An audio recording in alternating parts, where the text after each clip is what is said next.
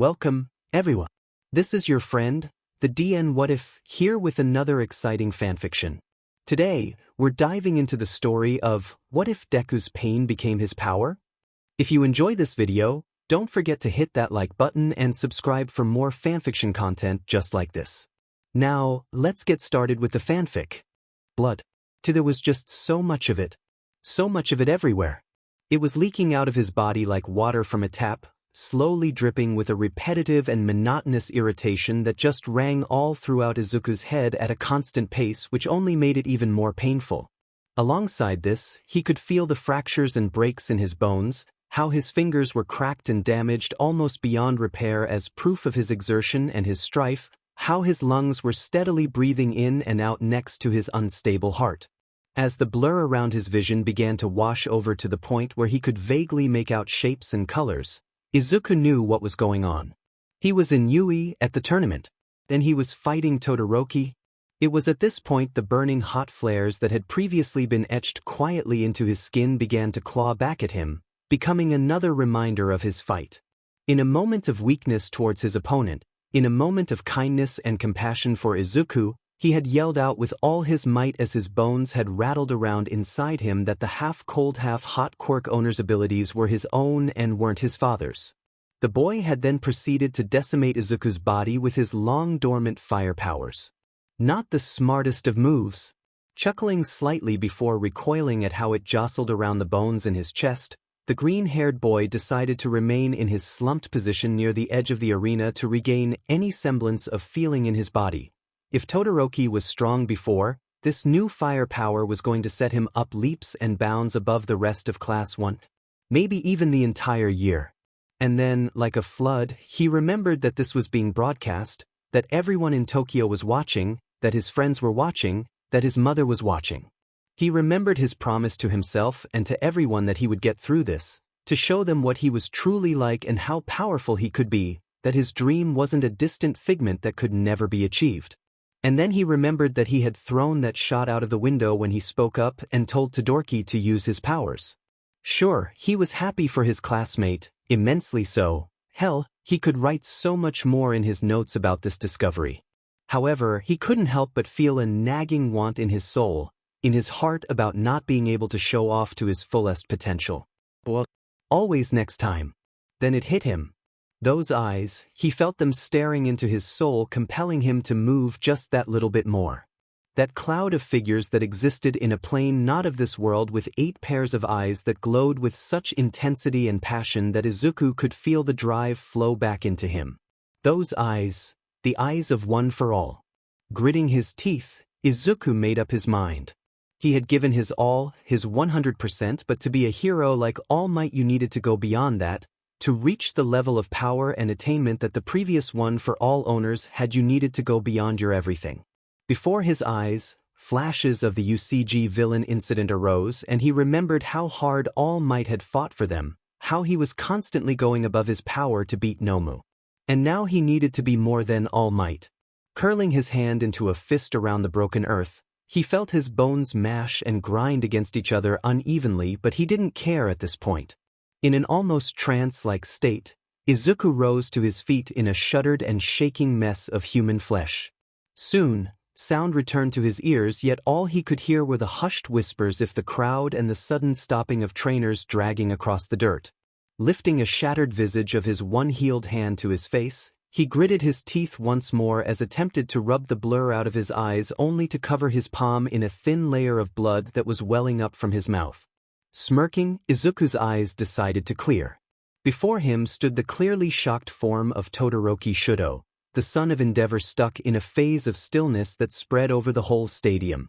Twisting his head, the green-haired boy caught the eyes of several teachers and students who all looked upon him with inquisitive and impossibly large eyes of worry. Forgoing their attention for his opponents, Izuku cracked the bones in his hands in a painfully loud way that set every nerve in his body on fire, but to him all it did was fuel a newly built fire in his core. Round 2 Todoroki.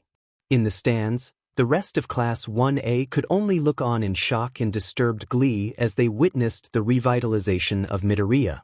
None of them could have predicted this, That Izuku would be so willing and full of strength that he would be able to stand up and continue fighting after being so mercilessly beaten down by Todoroki's new powers and even his own quirk's drawbacks. It was extraordinary what they were witnessing. Who knew Midoriya had it in him? Kirishima spoke up in a shaky voice, the red-haired boy glued to the scene before him just like the rest of the class. Why yeah, and all this is coming after he had already smashed his bones to nothingness beforehand? Gyro couldn't help but agree, the punk girl twirling her earphone jacks around her fingers to seize her ever-growing tension. Some members like Hagakure and Mina were gripping the rail in front of them so tight that I could snap at any minute, worry and concern etched into the pink-skinned girl's face while the shuffling of feet and constant creasing of clothing told of the invisible girl's feelings about the situation.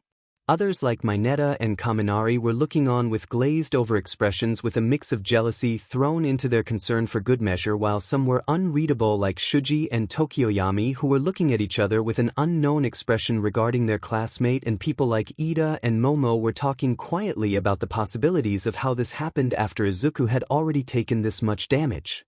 Some were like Uraraka, with the girl having folded in on herself with sheltered concern that leaked out into the world with her eyes still fully engrossed into the battle. And further still, others were like Bakugu who, while appearing uninterested and unconcerned, had their eyes locked onto the scene through the corners of their gaze. Best to say, everyone was waiting on bated breath to see the outcome of this new factor. With the teacher, they all watched in morbid curiosity as the crowd shuddered and cringed at the harsh cracking sound of Izuku's fist, the bones clashing against each other in a hard snap. Glancing at each other, they all began to quietly murmur about these new factors. Supposedly, the match should have finished a few seconds ago, but Izuku had gotten back up in time to still be in the game. And from this stand, All Might sat with a fierce veil of concern on his face as he looked upon young Midoriya. In his mind, Yagi couldn't help but feel responsible for this. It was his quirk that was making Izuku do this in the first place, make him hurt himself every time he tried to save someone or do any kind of heroic act, but also in his mind, he was confused and intrigued by Izuku's new actions. Sure, in his time being a hero he had had some exhilarating fights that had forced him to stand after being brutally beaten down, but this was something else entirely. While he was lost in thought, the quiet pitter-patter of footsteps drew the attention of no one as the principal made his way over to the skinny man's frozen form. Setting his tiny body down next to the man, the principal spoke in a hushed tone. "Do you know anything about this Yagi?" Drawing the number one hero out of his stupor, the man quickly responded. "If I'm to be honest, no idea. Nothing to this extent has ever happened to me before." Raising his eyebrows at the taller man, the mouse gave a small sniff. "What about the fight with Chainsaw? Or the Hateful Eight? They both took you down to your last legs a few times, just like with young Midoriya now. So, what do you mean?" Glancing down at the field, both men just sat there for a minute as they looked upon the smirking, battered form of Midoriya Izuku. All around his body, a thin veil of red and blue lightning crackled and sparked the air as his skin began to make marks and indentations very lightly on the flesh. And then there were his eyes. His pupils appeared small and almost empty amongst the much larger white layer of his sclera, but they were there and they were conducting sparks and strokes of lightning like a generator until his eyes were lost in feeds of blue and red. When I was fighting them, I was fighting to save people and to help people. At the minute Midoriya is finally being selfish, he is deciding to fight for himself and show his power. An almost villainous act in the eyes of some, but there is something else that is there within him. Something I just can't quite place, but trust me, it's there. Taking in a deep breath, Yagi turned to his successor once more. "And it will make him even stronger than I." In a dark, drab room in the middle of the city, a lone man sat in a room illuminated only by computer monitors and screens with his body hidden under layers of black and a hood. Idly, he was messing around with his fingers as he stared upon the forms of two boys on his screen, of a battle. Of the fight between Izuku Midoriya and Shuto Todoroki. And as he watched, he felt his face break out into an almost impossible grin. This was that boy from before, with the green hair that had threatened to stop his plans at the training center before All Might have showed up. This kid Midoriya. Huh, looks like you got some skill, kid. Show me more. A few blocks away, the sound of a low TV rumbled through decrepit and blood-soaked walls as two figures stood before it, bathed in its bright light. One was a girl dressed in the outfit of a schoolgirl with her blonde hair tied in a strange and uneven way that left two strands dangling on either side of her face, of which held a pair of yellow eyes and sharp canine teeth with a bright red blush adorning her cheeks. The outfit was also stained in a fresh layer of blood. At the minute, she was sitting on the cut-up body of a man who no longer even looked human as she stared at the two people on TV with a lovesick expression on her face, directing her attention at one in particular. Behind her stood the form of a tall, slender man with mismatched pale skin with wrinkled purple flesh that looked sewn together alongside a messy head of black hair and black eyes. For his outfit, it consisted of an open black shirt with a white undershirt alongside black pants and trainers. He was currently staring at his partner with a confused expression. Toga, why are we watching this? Almost immediately the girl answered. The green-haired one is really cute and cut up, and I think he's going to get more bloody. We need to watch this, Dabi, we just need to. I need to see this cutie all bloody. Her words were dark and malicious yet in a sing-songy way that made her sound like a child. Instead of arguing with her, Dabi just sighed and focused his attention on the screen, intent on watching the action unfold. Hopefully this'll be worth something. Taking a step forward, Izuku just let his grin spread as he felt the bones painfully shift in his foot. Before him, Todoroki just sighed before turning to fully face him. Midoriya, you're hurt, you can't possibly continue. To this, Izuku laughed. Then with a narrowed gaze, he channeled one for all into his legs and leapt at the half-hot, half-cold quirk user with extreme speed and power, followed by the loud crunch of bone as Izuku shot forward in the air. Rearing his fist back, he just roared in pain as he swung his power-imbued limb at the boy before him. Using his first instinct, Todoroki ducked just before he was hit, but that didn't stop Izuku from smashing his fist right into the ice wall to the right of him. In a brutal display of power and pain, Izuku roared out as his fist broke the entire wall in a single blow, sending out shockwaves of power that spread the shards all over the arena. Taking this moment, Todoroki shot backward and away from the green-haired boy as he shakenly stood up on his broken legs to examine his fist. It was clearly broken and badly damaged, with the skin being burnt and scratched around his fingers and knuckles, and around that very area blood was beginning to seep out through cracks in the skin, dripping onto the floor like a crimson waterfall.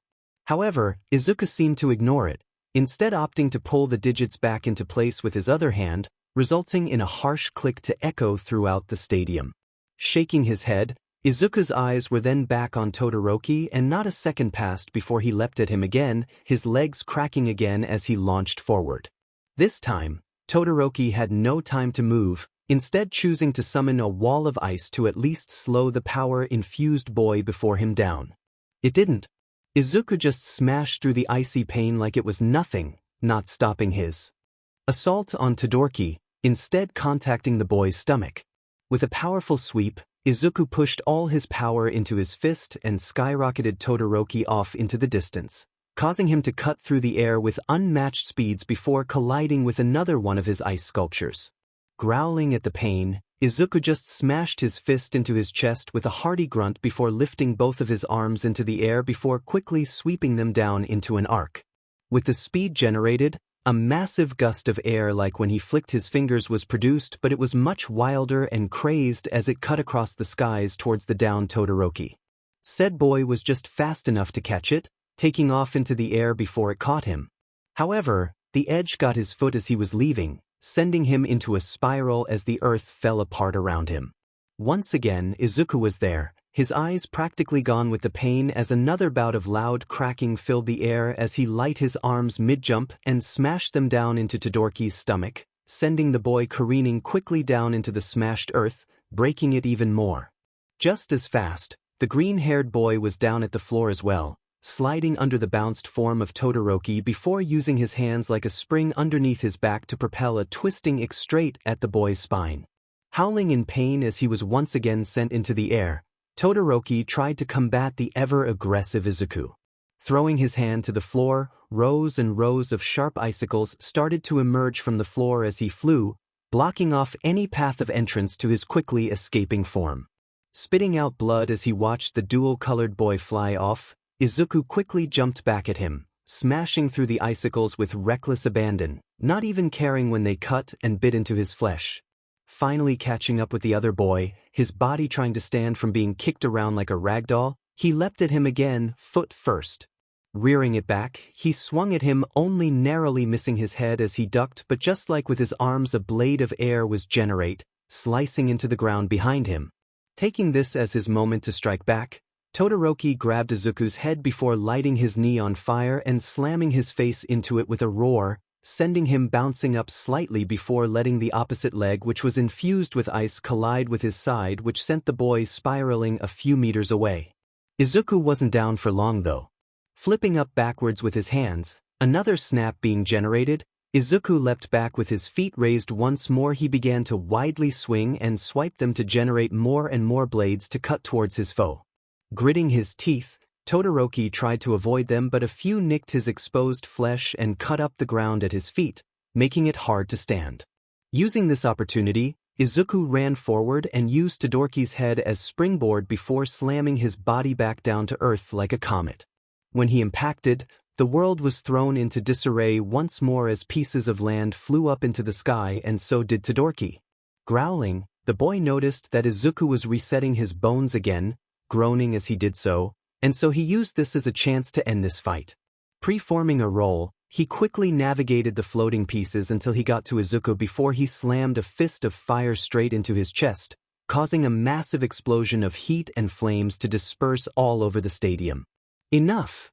With that shout, he watched as a silhouette of Izuku went flying off into the fiery inferno that had engulfed the whole other half of the stadium. Stumbling back, he took in many deep breaths and he began to feel the effects of Izuku's attacks. A few broken ribs and bruised muscles. Thank God, his ice blocked most of the damage. Bending over, he just let the sounds of the stadium take over. However, he heard a noise from the fire. Almost immediately, all eyes were on the fire, and with a bated breath they watched as a figure began to emerge from the heat. Out of the flames, walked out an Izuku with gritted teeth and a broken body with blood and sweat dripping down his form. The top part of his outfit had been torn and shredded so much like the right side of Todoroki's outfit he ripped it all off and threw it to the fire. Due to this, his rather built and lean form was exposed to the world, and despite the situation, many girls found themselves blushing at the display of hard muscle on display on this once scrawny boy. Strange and intriguing would be the word that they would describe it as.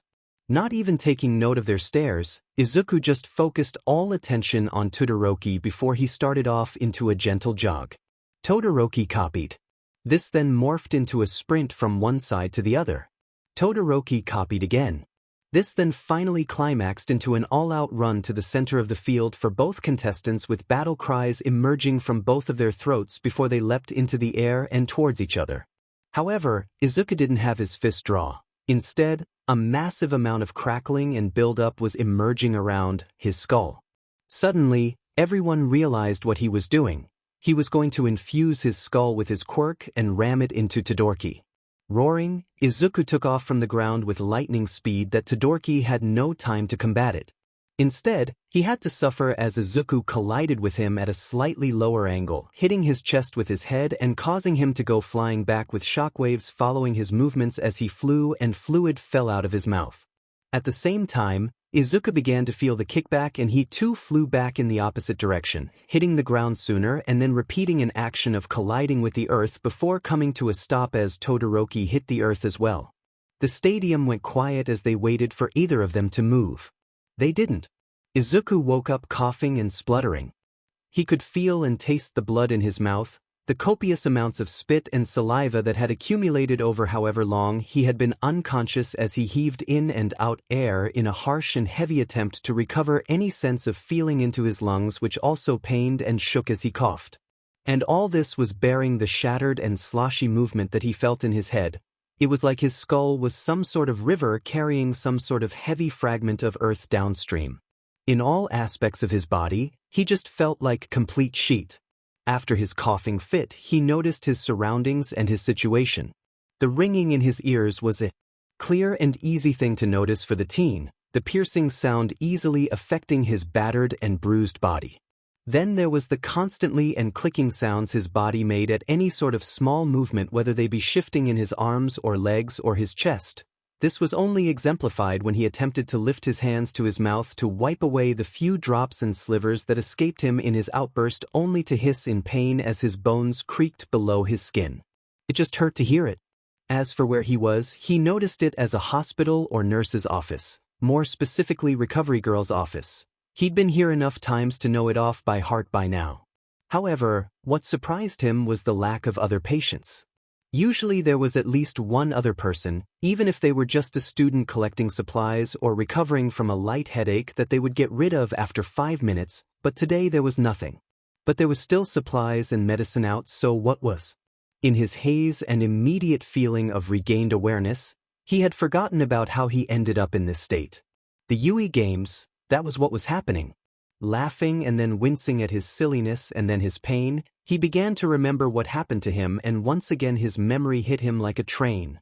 Or more specifically, like a one-for-all imbued fist straight to the face. And now was the time that he noticed his body was bound in thick layers of surgical cloth, another reminder of his ordeal.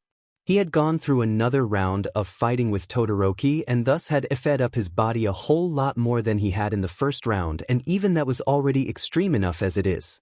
Broken fingers with rings of reddened skin, exposed knuckles that bled rivers of red, splintering flesh of his arms and legs that just held up with his attacks as to not force his bones straight out through the skin, and to top it all off, a broken skull that he had used as some sort of last-minute attack strategy that Izuku swore was due to him watching too many quirk-related animes and cartoons. Bearing through with the pain, the green-haired boy reached up towards the back of his head to feel around from where he assumed a break would be, but what he felt was the curves and newly integrated grooves all over the bone. That one attack had completely splintered his skull. So how was he just not dead? It was something to do with your Keurig.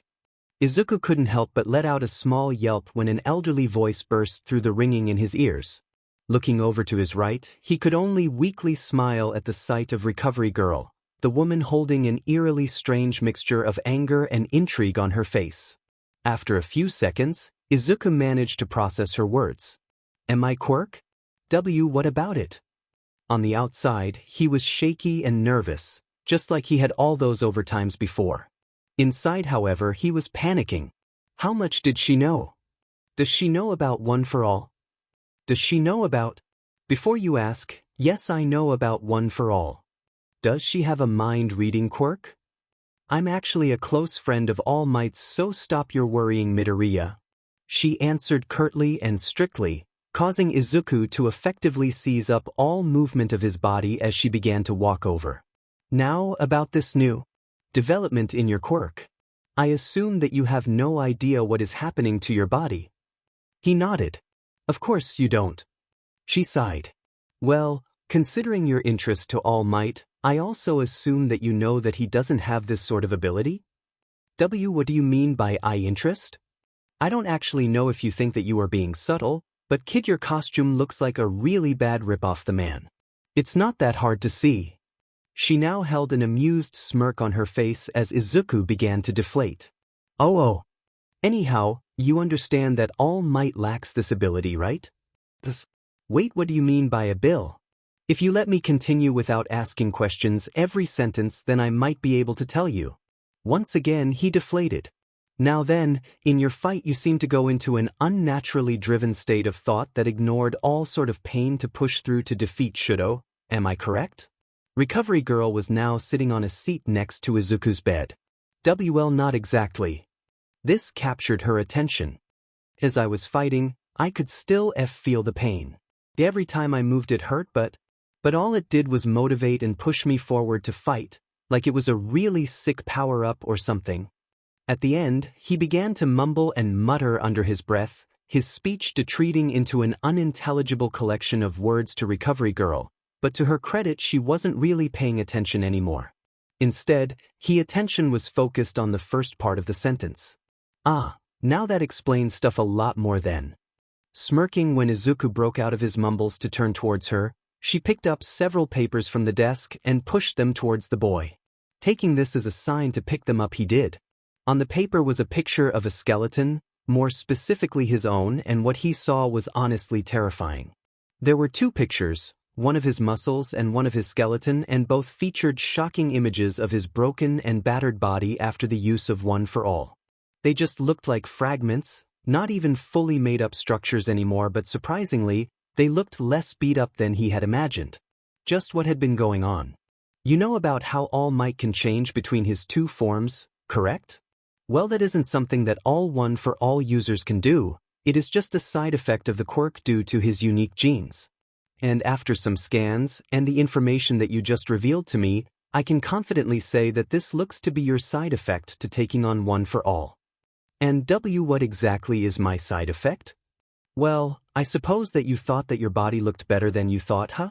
So did I, but after some further analysis using some friends with specific quirks at the event, we noticed that when you went into this state, one we all nicknamed adrenaline, your body became more fluid and in tune with itself.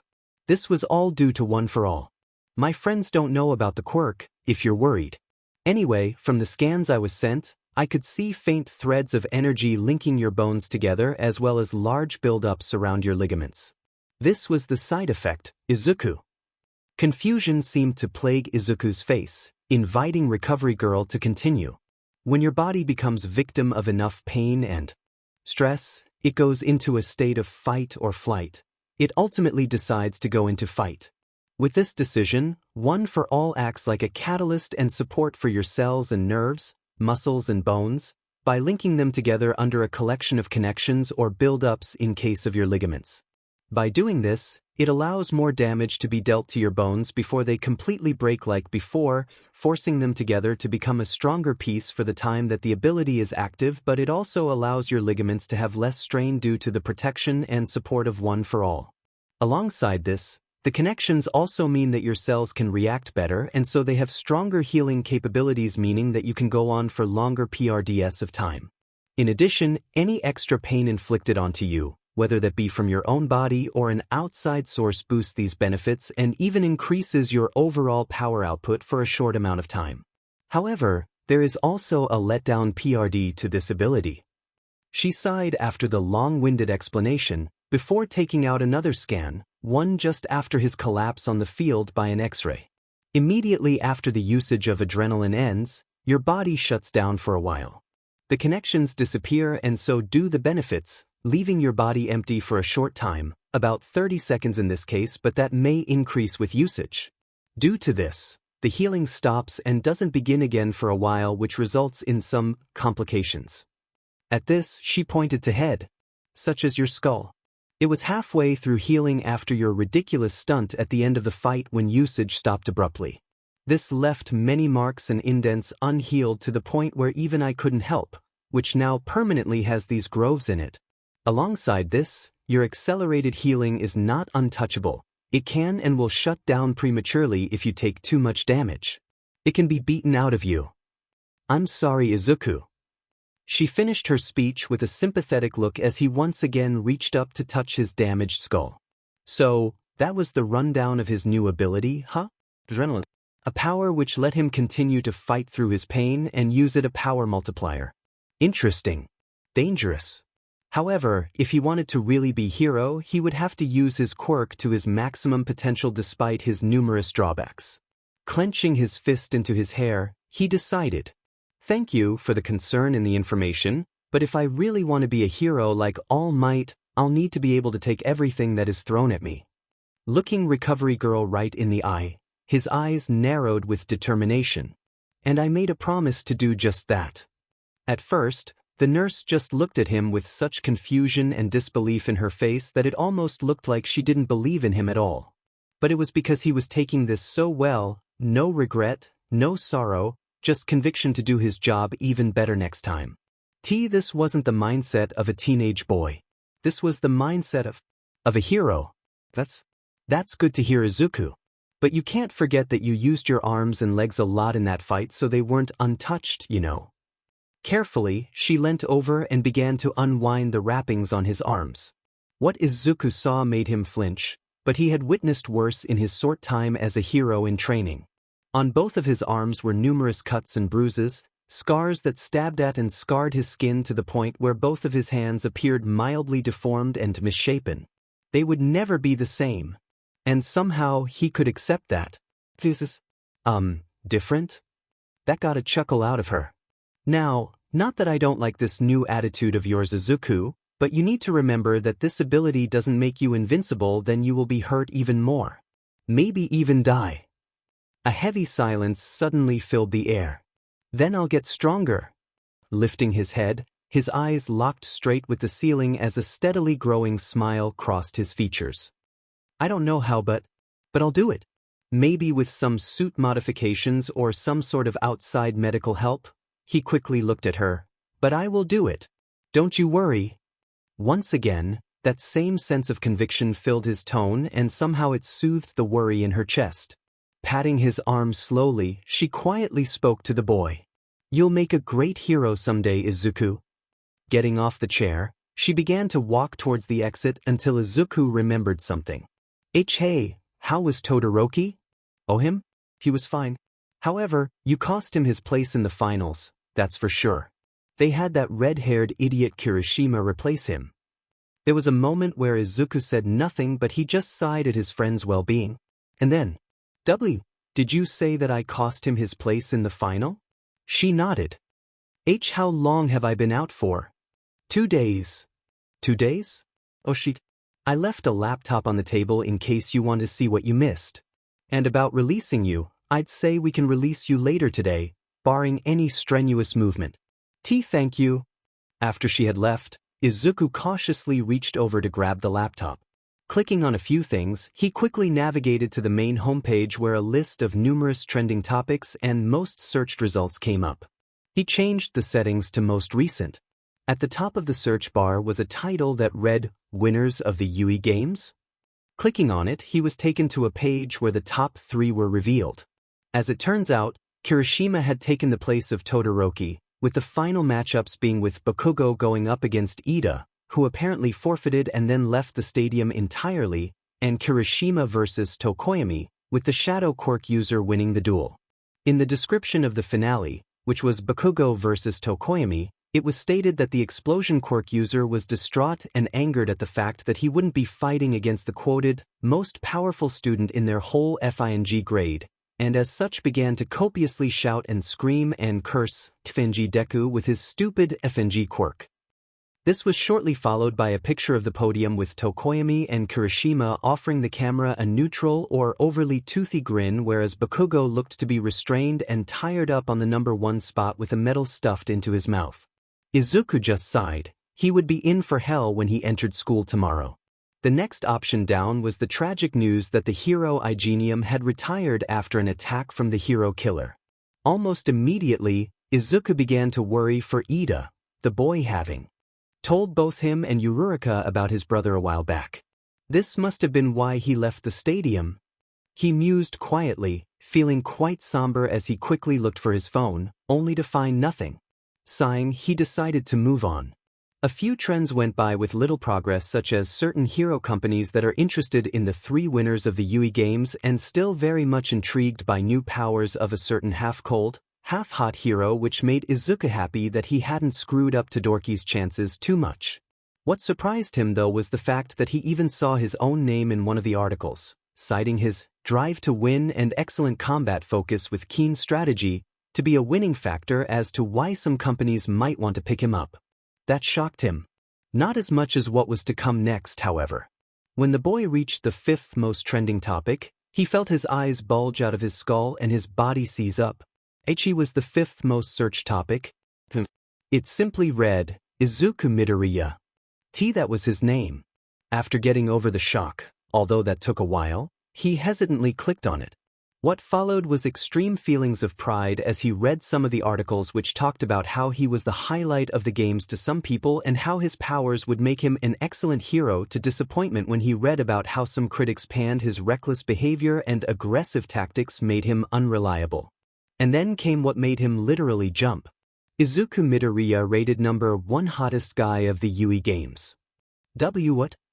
Plagued by his own intrigue, he clicked on it, only to find a broad and bold picture of his shirtless form during his fight with Todoroki to appear on screen with a brief description of his likable traits and qualities. Turns out, person who had written this attended Yui and had heard of Izuku before, per her notes, of which cited that he was nice and handsome with that sort of awkward personality that would make a girl coo and scream in awe at, while his personality was still tough enough that he could protect you and make you feel safe. Also, his muscles were such a nice set that it put some modern bodybuilders to shame with their attractiveness. It was fair to say that Izuku was so red and so deep into his covers due to the compliments that he was sure that he was going to pass out again. After that, it was just a link into the rabbit hole of Izuku's newfound fame. The article after that was talking about Izuku and how he could be of use to certain bigger hero companies, as well as talking about his similarities to famous heroes like All Might. A compliment like that made his heart soar with pride. He was compared to the All Might. Then he was plunged back into a sea of embarrassment when the next article once again talked about his attractiveness and strife compared against not only other members in his class, but also other famous heroes. That got Izuku dizzy and floored, however, was an interview with several heroes after the event, where both MT Lady and Ectoplasm commented on his fight as being a highlight, with himself being singled out. He even got called cute by MT Lady. Leaning back, Izuku could only huff in disbelief at his new position. Looked like he had a following. Sitting around a table at the school, the girls of Class 1A sat talking. More specifically about the Yui games that had taken place 2 days earlier. So, did you guys get anyone coming up to talk to you about the games? Mina asked with a wide grin and confident exterior that told the rest of the group what had happened to her. Yes, I did. Unfortunately, most of it was just to comment on my looks in a cheerleading outfit, or to ask me out rather than my skills, unfortunately. Momo relented to the group, sighing in disappointment as she crossed her arms and leant back in her chair. At least some people talked to you. I didn't get talked to once. The whole group momentarily jumped at the sound of the energetic and high-pitched voice before they centered their attention on a seemingly empty chair. Toru, maybe it was because they didn't see you. Tsuyu Azui, with her intellectual and straightforward comments as always. Ooh, was the response. Anyway, I got talked to like twice, I think? Still cool though, huh? Jairu stated, her jacks once again tied around her fingers idly as she spoke. For a while, they all waited for the other member of their group to comment, only to get silence. Turning their heads to the side, they all centered in on one quiet and turned-in member of their audience. Yururika? Did anyone talk to you? Finally taking note of her friends, the southern girl shot her head up quickly to see the rest of them staring at her, causing a faint red blush to dawn her already rosy cheeks. Eicha? Oh yeah, I got talked to. She quietly murmured before returning her eyes to her lap. The rest of the girls knew what she was thinking about. You still worrying about Izuku? As a stark contrast to her actions a few moments ago, Yururika's head shot up almost immediately with an even redder face than before. WW, what are you talking about? The rest could only chuckle at the shameless display of affection. You don't have to be like that, we all get worried about our friends. Mina answered with a smug grin adorning her pink skin. Yururika responded to the taunt with silence. Speaking of Izuku, who would have thought that he had it in him? Toru spoke up, the usual enthusiasm gone from her voice in place of admiration and concern for her classmate. What? Have it in him to go through so much pain and anger to win the fight? Momo asked, looking towards the invisible girl's general direction. Or the fact that he got that set of muscles? Now everyone had red faces because of a topic that no one had really talked about, being bought up by the ever-enthusiastic Tsu. Well, there is that aspect of it, but mostly that change that he had when he went down. With a small giggle, the pink-skinned girl of the group elaborated for the rest of them. Yeah, like before he did all the stuff with his fingers to attack, but that whole thing was something else entirely. Jairu stated, but now she was looking down at her phone, typing something away on the keyboard. More like someone else. Yururika's quiet voice hit the rest of the group like a ton of bricks. In her voice, there was so many different tones were showing through. Are you all right? Cautiously, Mina started to speak up but, before she could answer, Jiraiya's voice shot through. Holy shit!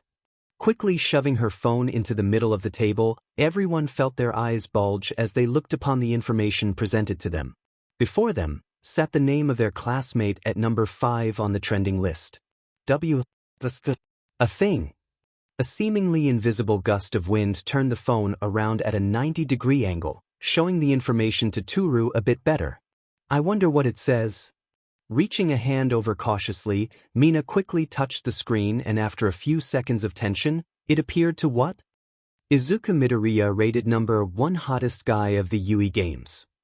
Alongside that, a picture of Todoroki and Izuku's fight appeared, more specifically an image of when Izuku ripped off his shirt. Well, at least we have something to compare to, instead of going to our memories. Following up her action, Mina started to giggle nervously as a thin veil of lilac dusted her flesh. This was shortly followed by the creasing and moving of clothes awkwardly to give Toru's answer. Everyone had relatively the same reaction, but Eureka. She just sorts of froze while staring at the picture, everything but the blood flow to her cheeks, that is.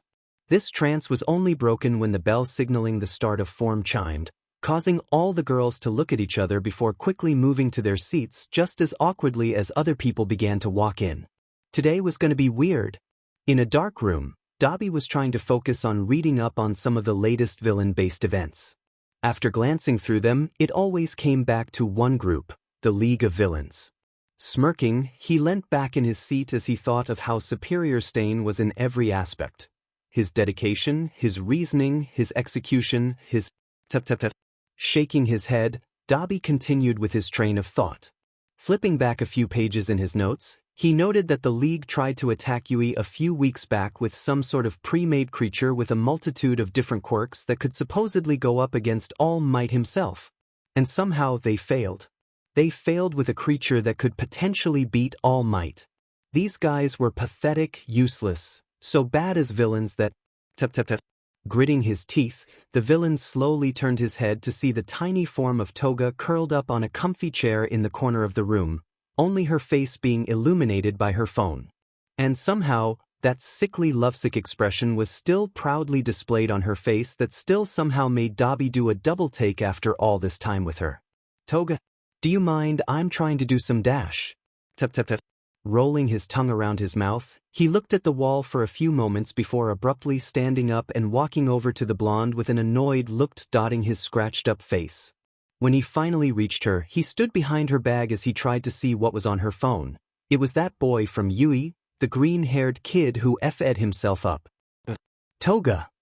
Finally, he caught her attention, getting the girl to turn around to look up at his face, obscured as it was by the darkened room. After meeting his eye, her face formed into one of unnatural annoyance, one that looked very out of place on her face. What do you want?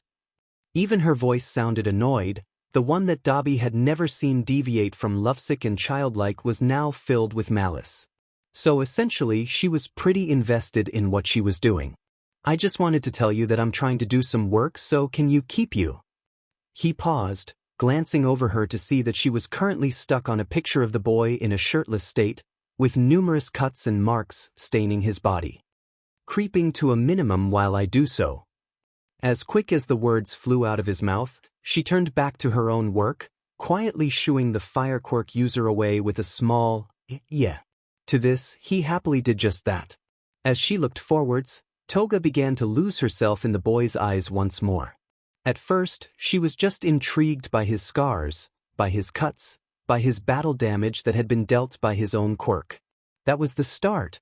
Then she started to look up more about him. First it was his name, then his age, then it was what people thought his quirk was, then it was videos of his fight, and before she knew it, she was looking at his pictures and was no longer interested in his cuts. But his eyes.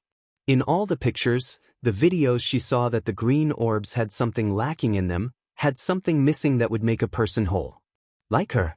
Quietly, she began to slide the side of her phone, biting her lip as she did so. Izuki was cute as well, even without the cuts, but the fact that his quirk seemingly relied on pain only increased his attraction in her eyes. Plus, who doesn't love a forbidden romance? Smiling brightly, she felt her body shudder as her biting managed to draw out a few drops of crimson onto her tongue. Toga was determined to make Izuku bleed for her. Watching as the world passed him, Izuku suddenly felt insignificant. Despite his feats in the last 3 days, staring out this window at all the cars shoot by, at all the people nonchalantly walk by, at all the birds and the trees and just life in general just continue living and moving without any care about his own well-being. The world was still turning without him. And he was okay with that. In all honesty, he had always sort of realized that he was pretty much nothing in the world, especially having grown up without a quirk which only further put him down into a pit of seeming worthlessness. But he found that the newfound fame that he had acquired from the games had just put all this into retrospect for him.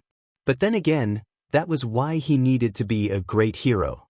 To make sure that he meant something to the world, to make sure that he could save people and places in the world, to make sure that he could use his newfound quirk to be a symbol of something great that could be looked upon and inspire others for years to come. Glancing down at his hands, gazing upon the bumps and cuts that adorned his flesh, he suddenly remembered that that was all of what One for All was about: legacy. Izuku was already a part of something larger than himself, and to live up to that responsibility, he would have to use all the power he was given, no matter what the world threw at him. No matter the cost. Shaking his head, Izuku pushed his body away the window ledge, letting momentum carry his body further back into the hospital ward, and towards a small collection of clothes that lay on his bed.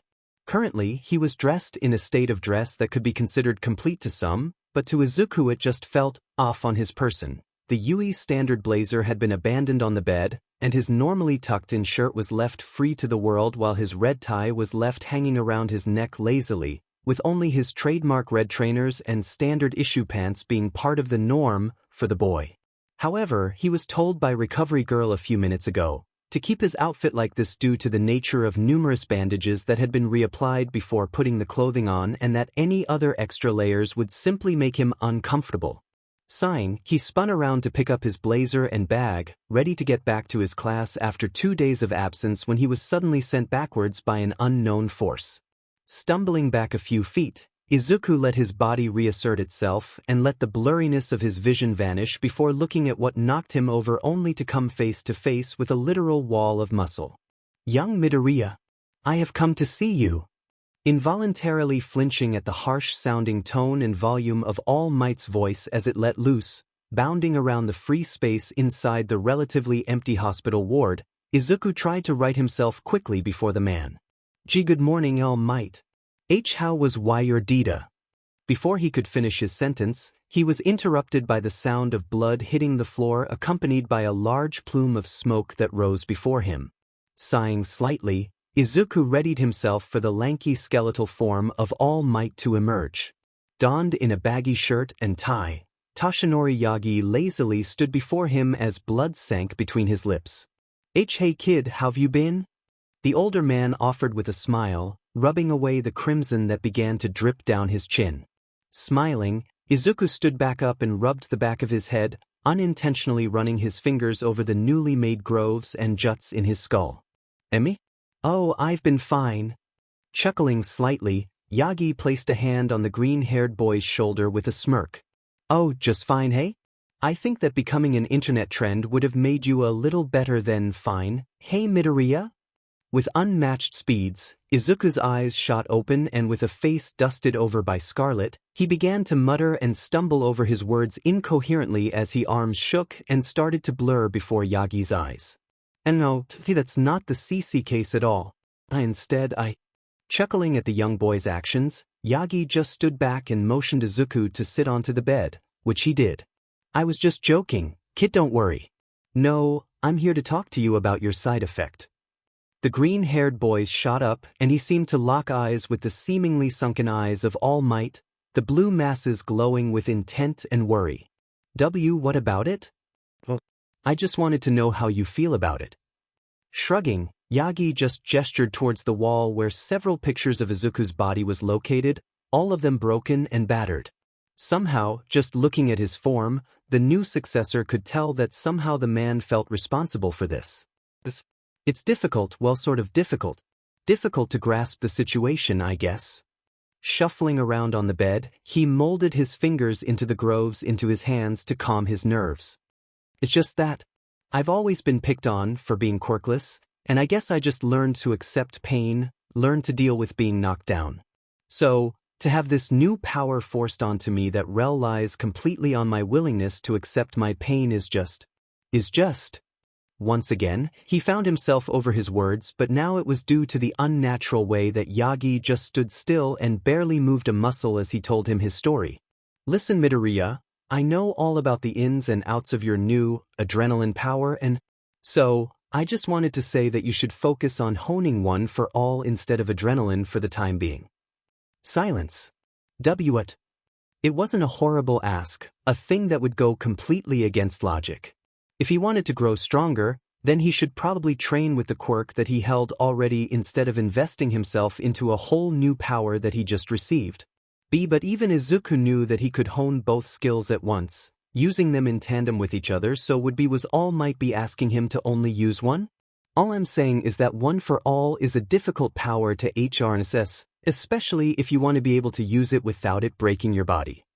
And then there was the little things that Izuku could tell, how Yagi was being very nonchalant about the situation when previously he was very thorough in his concern, or how he was trying to avoid Izuku's stare always. All might?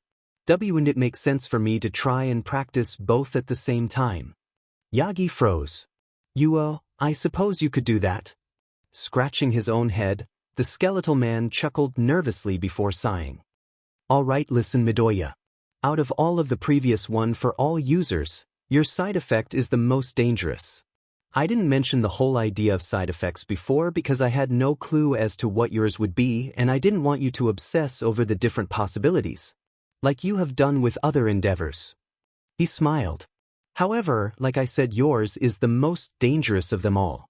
So, if you are going to train it, please be cautious and make sure to. I know. Surprising both figures, Izuku spoke up with clenched fists. I understand your concern, and I wholeheartedly thank you for every opportunity that you have given me, but now I have something to call my own. My own quirk, that is completely my own, and to make sure that I don't rely on you constantly, I need to train with it. I need to hone any skill that I have, no matter the cost, no matter the difficulties. When I was younger, I would have given the world for a quirk like this, so I must train hard to give everything given to me back. Looking up, he locked eyes with Yagi once more. And that starts with you and your quirk. Izuku. Ring ring. Looking up, both figures noted that the bell signaling the beginning of class had begun. Yagi was about to respond again, but he was interrupted by another voice. Oh, Nori, I need to give Izuku one last look over before he goes on his way, so if you mind. Quietly stepping into the room, Recovery Girl made her presence very clear. Giving one last look towards Izuku, All Might just muttered. Why sure? Remember, young Midoriya, that you shouldn't always have to be the one in pain to relieve others of it. Patting him on the shoulder, he promptly left, leaving Izuku with some thinking to do. After a short while, Recovery Girl gave Izuku a sympathetic look before going through with his checkup. And now, Izuku's feet felt weighted and heavy as he strode through the barren halls of youth. His heavy footsteps seemed to bounce right off the walls and strike his form with an unparalleled amount of force, forcing him to constantly be shaking his head to will the sense of unease and worry that had begun to shroud his mind. He also had some bandages wrapped tightly around his head, arms and chest that Recovery Girl had reapplied to the point where they were just constricting enough that he could resort to thinking about the pieces of cloth instead of the crushing realization that had come about in the last few hours. Idly wrapping and unwrapping the bandages around his deformed and messed up visages of flesh, the green-haired boy allowed his mind to go back to a few moments ago, to the point where he began to feel this intense amount of burden and pressure. Thinking back on what he just witnessed at the medical bay, Izuku just walked up to a nearby wall, the shine present in the pristine white material before the boy let his head collide with the construct as an attempt to clear his mind. It didn't. Instead, a sharp jolt of pain fluttered through Izuku's body, causing his eyes to burst open and his misshapen fists to fold in on themselves into some sort of fighting stance.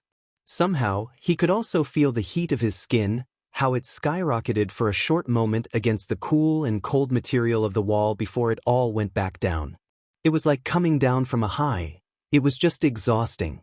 During the checkup, Recovery Girl learned that his body had become more responsive to pain, with the new side effect of One for All pushing the idea of fight whenever any sort of pain shook his body. A semblance of pain wouldn't activate One for All though, and for adrenaline to activate he needed to reach a certain threshold of pain, of which he hadn't discovered yet, but his body would prepare itself for the quirk's use just like now. His body would attempt to get into a fighting stance subconsciously, and his skin would begin to heat up like when the quirk was used. It was strange development, just like this whole scenario, but the very idea that his body was wanting him to fight was something that concerned him the most. It wasn't like he liked the feeling of pain. But if he was going to be a truly great hero, he would just have to get used to it. Or learn to like the feeling. Biting his tongue, Izuku backed away from the wall, smirking slightly at the collection of condensation left on the wall from his sudden leap in body heat before turning on his heels and calmly moving down the corridor to his homeroom. Finally, he made it to the door. Taking a deep breath, he tried to open the door as quietly as he could, as to not to draw attention to himself. Fate was a cruel beach, however. Instead of opening it quietly, it not only made the loudest squeaking noise that Izuku had ever heard, but the sheer size of the thing gave him away almost immediately. Cringing at the noise and how every single tone of voice that he could faintly hear outside of the room went cold and silent, Izuku just awkwardly wandered into the room with both his eyes closed. He got into the room and slowly opened his eyes to see what the class was like. Before him stood a dazed and confused class, all of which held expressions of surprise at his sudden appearance, and two teachers, Aizawa and Midnight, who looked at him with amusement. Glancing back towards his classmates, he offered a small wave in the door frame. "H.E.D.U." Surprising the team the most out of anyone in the room, Izuku barely had time to react as Yururika leapt at him from her chair, colliding hard with his chest to the point where he almost fell over backwards as he used the door frame to help stabilize himself. After recovering, he felt his whole body light up, not only from the slight jolt of pain that he felt when the southern girl hit his already injured chest, but also at the fact that Yururika was hugging him. Yururika was hugging him. He just froze, unable to even complete the hug, and he just held his arms slightly behind her back in fear of doing something wrong as she just held onto him tighter. Out of the corner of his eye, he could see some of his classmates giggling at the show, while some, most prominently Mineta, stood open-mouthed at the display. Hell, even Midnight was laughing at his expense. After a while, he sort of just muffled down a few words to the shorter girl. "Hi. You're an idiot, you know that?" Wincing at the amount of pain and anger in her voice, he tried to quickly come up with something to retort the statement, but instead it just came off as a quiet mess of jumbled mumbles that he was commonly known for. It got her to laugh though, so he didn't feel too bad. After a while, she let go, and when he finally got to look at her face, he could help but just think how beautiful she looked.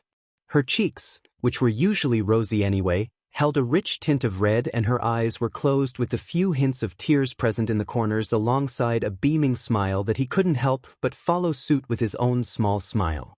Ahem.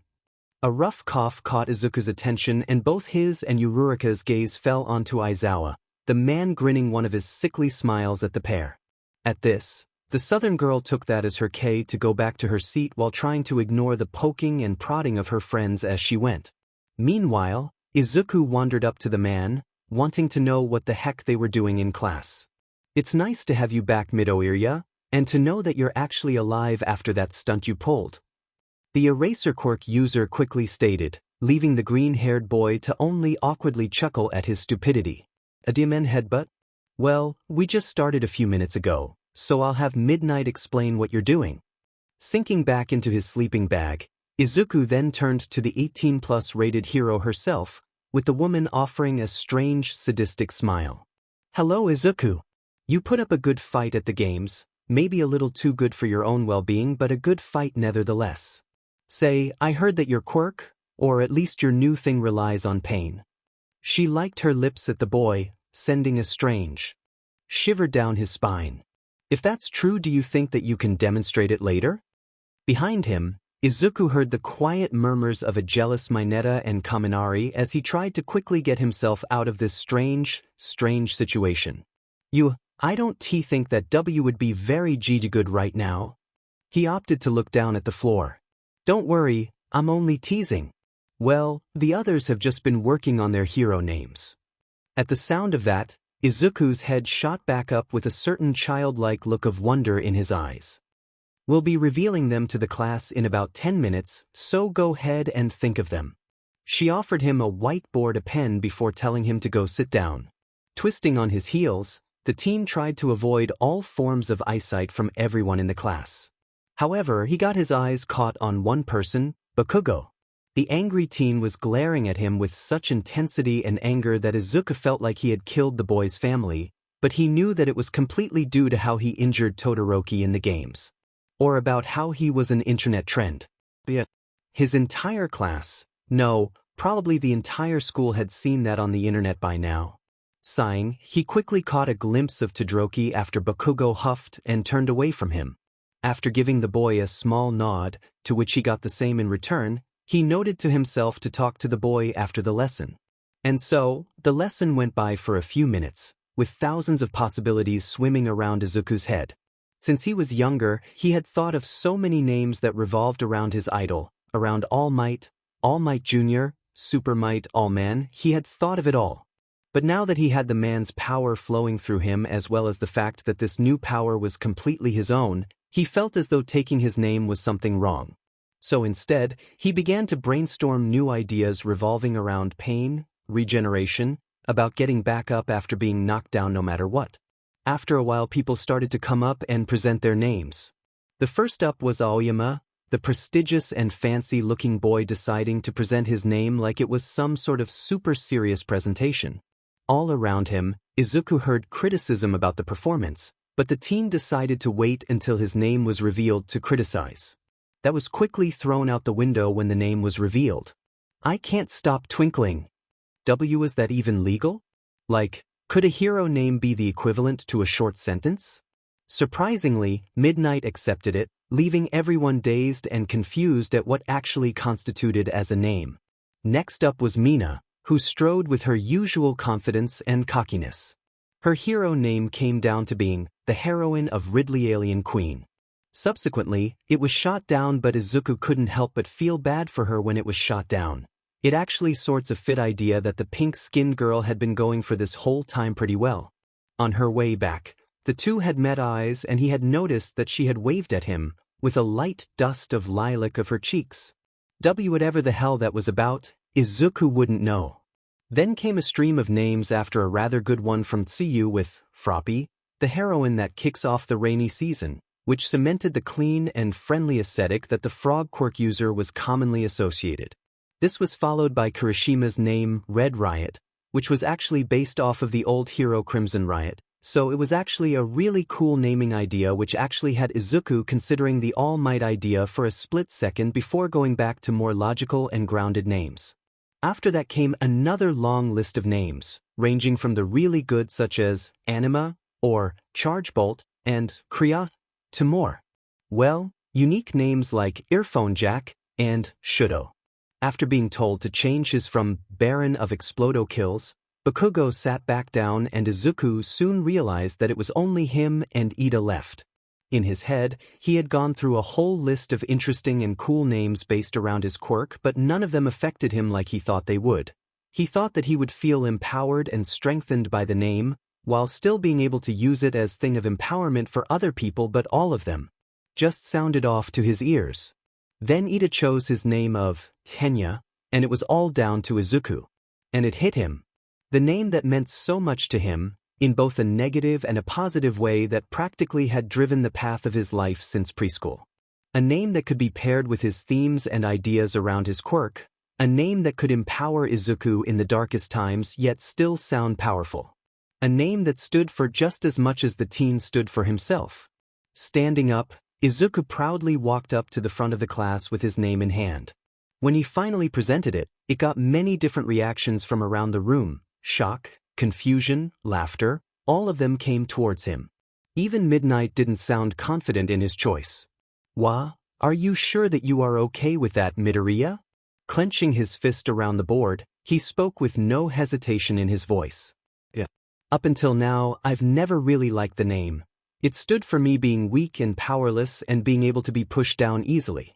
But recently, someone changed the meaning of the word for me and blew my world wide open. I was so happy to be finally recognized and have the word changed. It stands for getting back up, even after being beaten down so many times. Glancing up, he quickly caught sight of two people in particular, Uraraka and Bakugo. The former had a look of pride and happiness of her face as she smiled at him, while the latter was angry and inflamed as he glared at him. But for the first time, Izuku didn't care. Looking back at his board, he smiled at what was written in bold writing. Deku. Idly, Izuku began to trace the scars on his hands underneath their linen wrappings.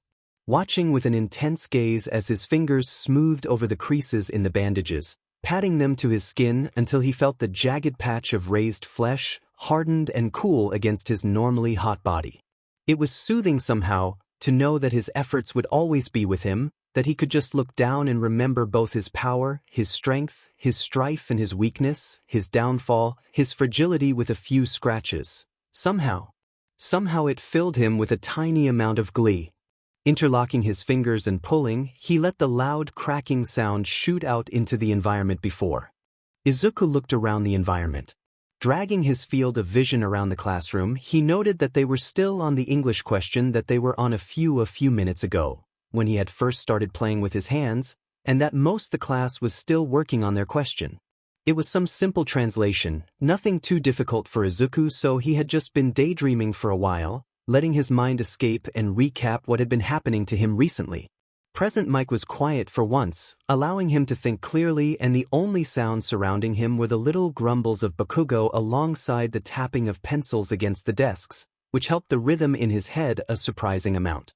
Gazing across the sea of seats once more, his eyes caught onto the sharp gaze of Tsuyu Ajui, who was staring at him with a certain level of seriousness and concentration that the green-haired boy swore he could see lightning shooting towards his face. Tilting his head, he quirked an eyebrow in her direction, hoping that she could see it and subtly tell him what was wrong. Instead, when she saw his confusion, she simply blinked once, smirked, wrote something down on a ball of paper and threw it at him. Due to him being a row behind her, it wasn't that hard for him to catch. Unwrapping it, he leaned forward a bit to try and see what the frogquirk user had written, her scraggly writing hard to read. Eventually, however, he got it. Just trying to figure out where all the muscle goes. Like a pandemic of red across his whole form, Izuku recoiled at the comment with his chair following his movements, resulting in a sick screech. Glancing down, he noted how his body had gotten back into its messing with bandages mode, where his arms were bent and subconsciously flexing, straining the material of his shirt slightly. With a quiet, jumbled stutter, he looked up to see the triumphant and smirking face of Ajui, her tongue out of her mouth in a sort of mocking fashion before returning to her work. Meanwhile, Izuku just found himself rooted to the spot by his own body's lack of movement as he tried to figure out what to do. In fact, now that he thought about it, a bunch of people had been acting weird around him today. It was only one PRD before lunch, meaning that they had had 3 PRDS before this, and during that time he noted himself being stared at a bunch, by both males and females alike. First, in homeroom, it was Mina and Uraraka who both turned away as soon as he clocked them. Then it was maths, and during that he noticed Ida examining his hands as he sat next to him while also asking him about his condition, which wasn't actually that out of the norm, but he also saw the stare of Kirishima, Kaminari and Mineta as they talked in the corner of the room, with 2 of the group glaring at him for some unknown reason while the other just looked perplexed and confused. Finally, there was modern literature with Cementos, in which he caught sight of Uraraka once again, this time alongside Jairu and Momo, the latter 2 not hiding their appearance when they noticed his presence. And now there was Ajui. What was with everyone today? However, a quick refresh of his memory alongside the message on Ajui's note told him everything in a matter of seconds, his fight with Todoroki and all the repercussions that had come about from it. Pulling his hand to his face, he roughly sighed into it, relishing at the movement of the soft linen on his skin as he began to reminisce about sad event. How it had put him in this state. He could only think about how the train ride home was going to be, or even how lunch was going to be in a few minutes.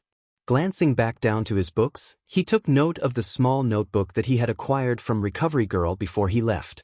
He picked it up. Inside, it held a vast number of ideas and tasks that he had appointed for himself. There was the long list of alternative hero names that he had thought of during homeroom, several medicine names provided to him that would help with pain if he felt any, and then a longer list of new discoveries about adrenaline. Humming to himself, Izuku smiled at his notes before quirking an eyebrow once more at what lay on the next page. New costume ideas. Ever since the discovery of his new side effect, he had been pondering about what changes to make to his costume. Yes, he still had one for all and as a result still was part of All Might's quirk, so the change wasn't needed, but the idea of having something else of his own just spoke out to him and made him feel some small sense of glee at having come up with some ideas. Also, he was thinking of ways to deal with his bone-breaking problem, how to make sure it didn't affect his body too much even during the small healing boost he got from using adrenaline. He had thought of a simple arm brace, one that would trail down from his more easily damageable ligaments, but he then relented, arguing that this could limit movement and that he could simply rip it off during his weird, devil-may-care phase scene in his fight with Todoroki. Then, it was grips that attached to his elbows, but the same problems arose. Sighing once again, he leaned back into his chair, thinking of how to even customize his costume. After all, he didn't know anyone that could effectively alter it. Yes, he did. Leaning up, he began to think back to the games, to the round with the headbands and how him, Yurika, Tokoyami and Mei had gotten into the next round. Going back on his knowledge, he could recall that was in Class 1H and had a quirk that let her eyes zoom in and out to allow her to see better. However, what he was most focused on was the fact that she used machines and mechanical properties in her suit and gadgets to help her through the competition. If there was someone that could help him out with his costume, it was her. Going through his head, he recalled her telling him that she usually hung out with Power Loader at the workshop they had on school grounds and they had lunch next so he could visit her then. Nodding to himself, he spent the last 2 minutes just staring at the clock, all the while trying to ignore the feeling of eyes running up and down his body. Ring ring. Letting out an involuntary sigh, he watched as the rest of the class stood up and stretched from their translations before turning to their friends to begin casual conversation that was always around during lunch. Present Mike gave a quick notice to place the papers on his desk if you were leaving, which everyone practically was. Following suit, Izuku stood up and made his way to the door, giving his teacher a quick goodbye as he did. Now in the hallway, he suddenly found himself very lost. Where was the workshop? Freezing in place directly outside the room, he started to focus on trying to figure out where it was leading to his habit of mumbling under his breath to come back, causing the few students that were left to turn to him in confusion. Izuku? You all right? At the sound of his name, the boy's head shot up to meet the eyes of Mina, a sense of daze and amusement in her tone as she looked upon him. Also, judging by the floating mess of clothes standing next to her, he quickly deduced that Toru was with her. Emmy? Oh yeah, I'm good, just trying to figure out where the workshop is. Standing back up from his hunched position, he placed his hands on the back of his head, smoothing his hands over his cracked head again, causing him to grit his teeth when he did so. However, he did miss the subtle shift in the yellow iris of Mina as she glanced at his curled arm with a smirk. The workshop? Why do you need to go there, Izuku? Turning to his side, he quickly noted that now Toru was speaking, her softer voice feeling quite close to his ear. And as it turns out, she had moved from her spot next to Mina and was now standing next to him, her skirt swishing alongside her blazer's sleeves. I need to upgrade my costume. My new thing doesn't really work with my old suit. He replied sheepishly, letting a thin veil of red dust his cheeks as he spoke, subconsciously turning away from the invisible girl. Oh yeah, we haven't asked you, have we? Mina spoke up, turning to Toru as she did. Ask what? Yeah, about that super cool, awesome thing that he did at the games. What was it, Izuku? Why did you suddenly go all I'm such a badass, huh? Quickly forgetting her confusion, the invisible girl quickly shuffled back to the front of him and began to jump up and down before him, causing her clothing to begin to fly and jostle. It would take some time for me to go through it all. Trying to ignore the slight jab at his not badassness, he chuckled slightly. Oh, well, I know where the workshop is, so I can take you there while you explain your new thing to us, all right? The pink-skinned girl next to the duo quickly spoke up once more, excitement about his new side effect leaking through her words. Thinking it through, Izuku quickly agreed to go through his new side effect, making up a cover that it was just some new aspect of a regular strength quirk so that he wouldn't reveal anything about one for all on accident. As they were walking, with the only boy in the trio making his over-the-top hand signs and arm waving as he went through the new abilities he had procured, he found out that the girls were actually really interested in the topic, more so than he actually had previously thought of. Over the last term, Izuku hadn't really spoken to them much, instead choosing to stick with Ida and Uraraka for much of it as that was generally what was easiest for him, but on the few occasions that he found himself enjoying their company. Like right now. They were completely different from him.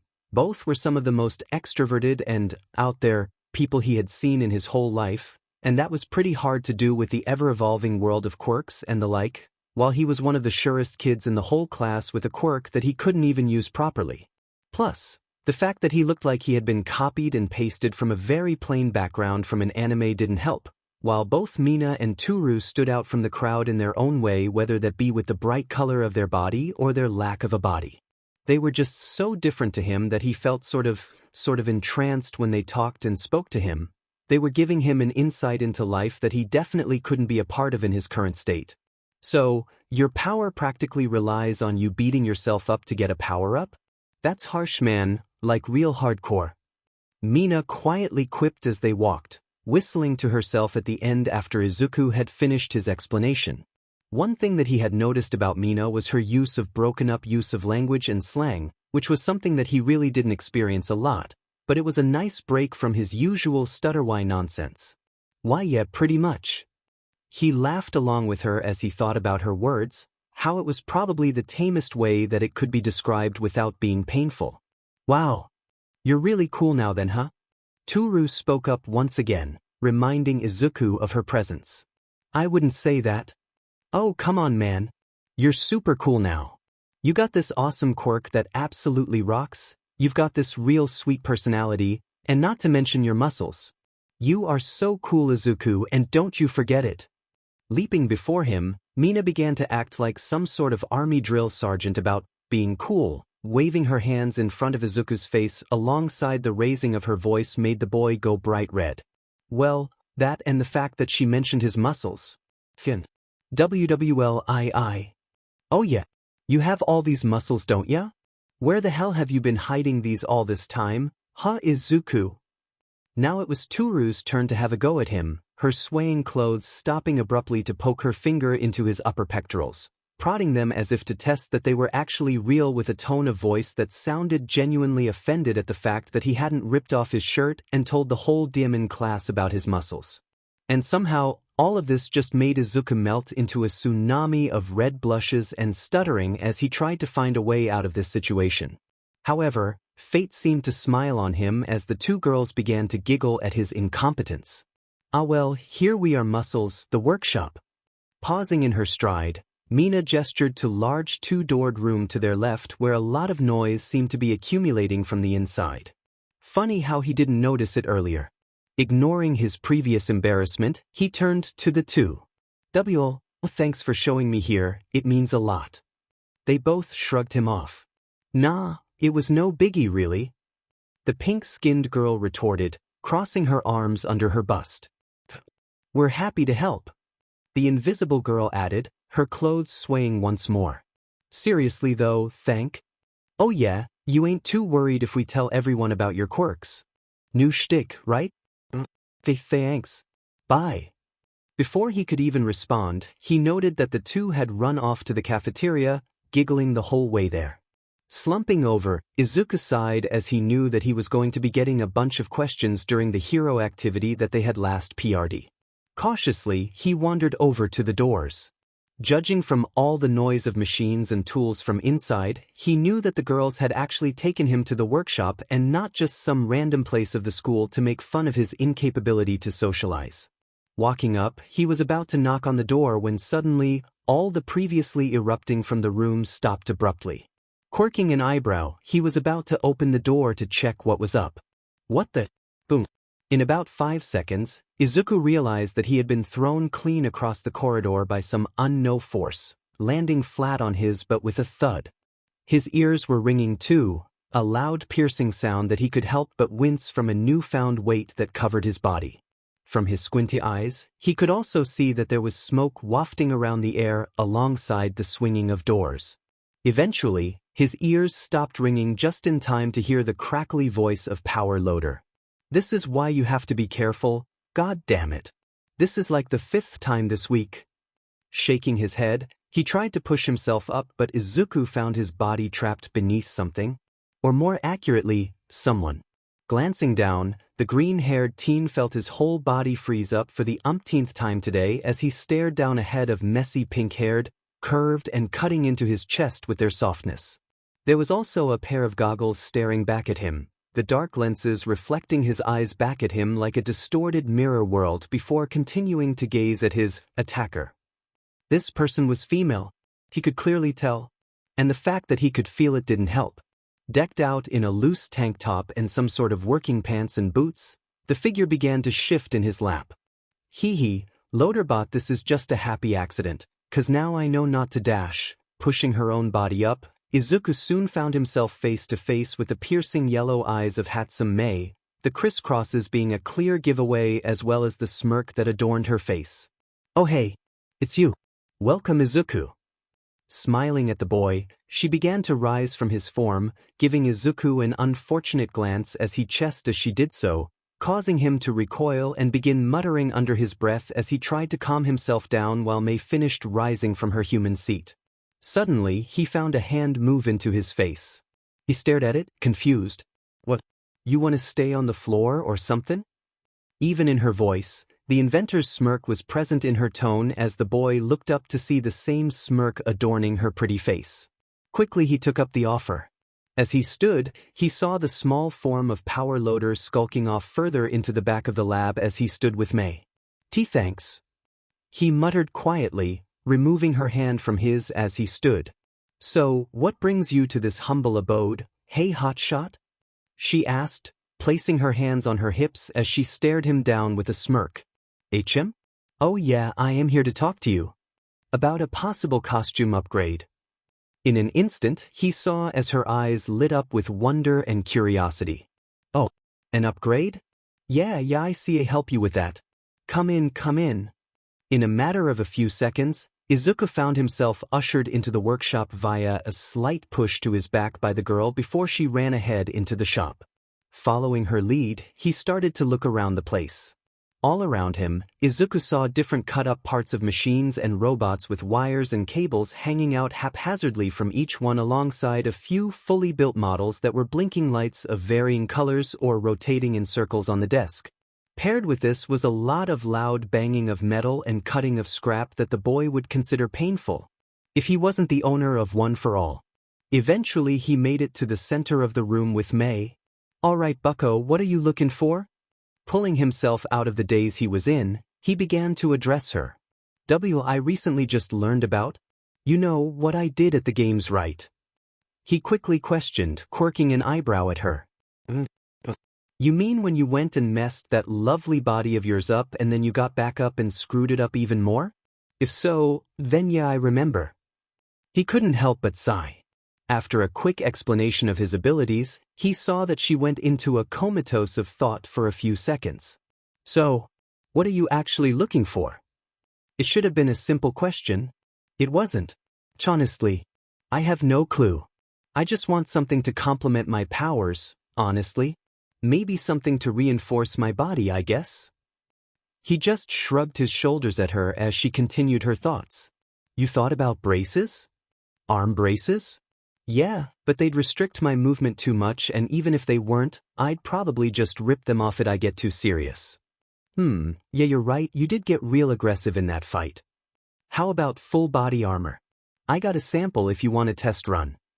Walking away, she quickly wheeled in some heavy-duty looking armor, with heavy patches and panels that would efficiently cover his entire being in defense. Looks a bit too much for me if I'm going to be honest. Scratching the back of his head, he began to look around the room for inspiration as May quietly listed off options in the background. All around him, he saw clamps and grips that could work, but nothing solid. However, soon his eyes landed on a suspended piece of gear that caught his attention.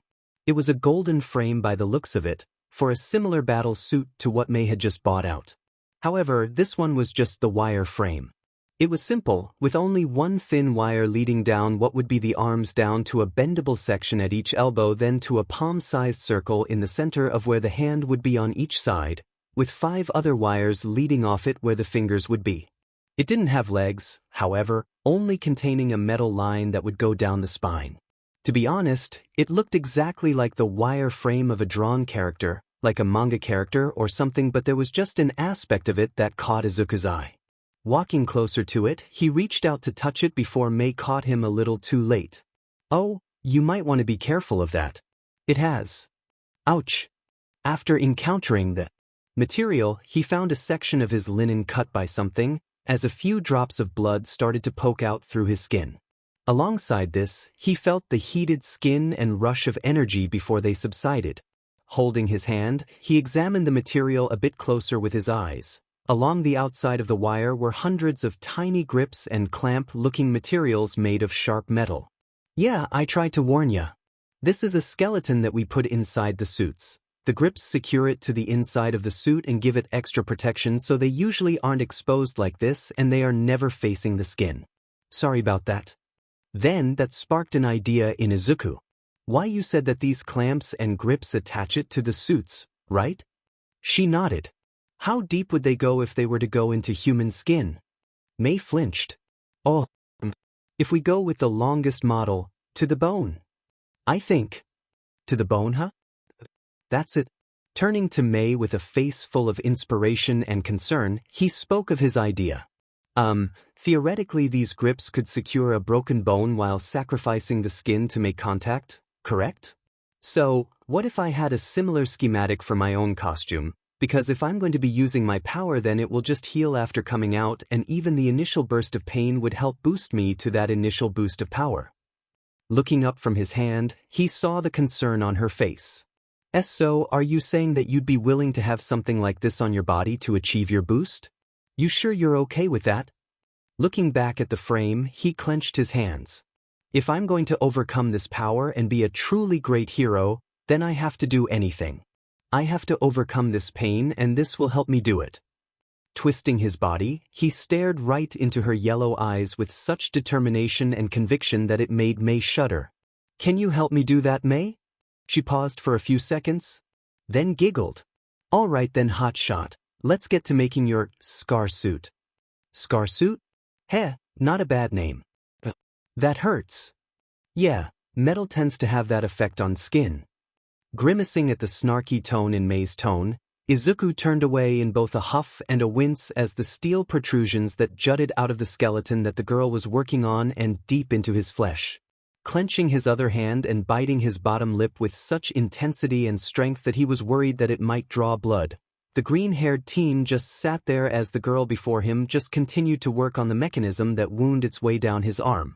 The soft tinkering of May's screwdriver filled the air alongside Izuku's constant shuffling and harsh intakes of air that had grown very common in the last half an hour. Don't worry, hotshot, I'm almost done. Also, I recall you asking for this to be made, so don't complain, okay?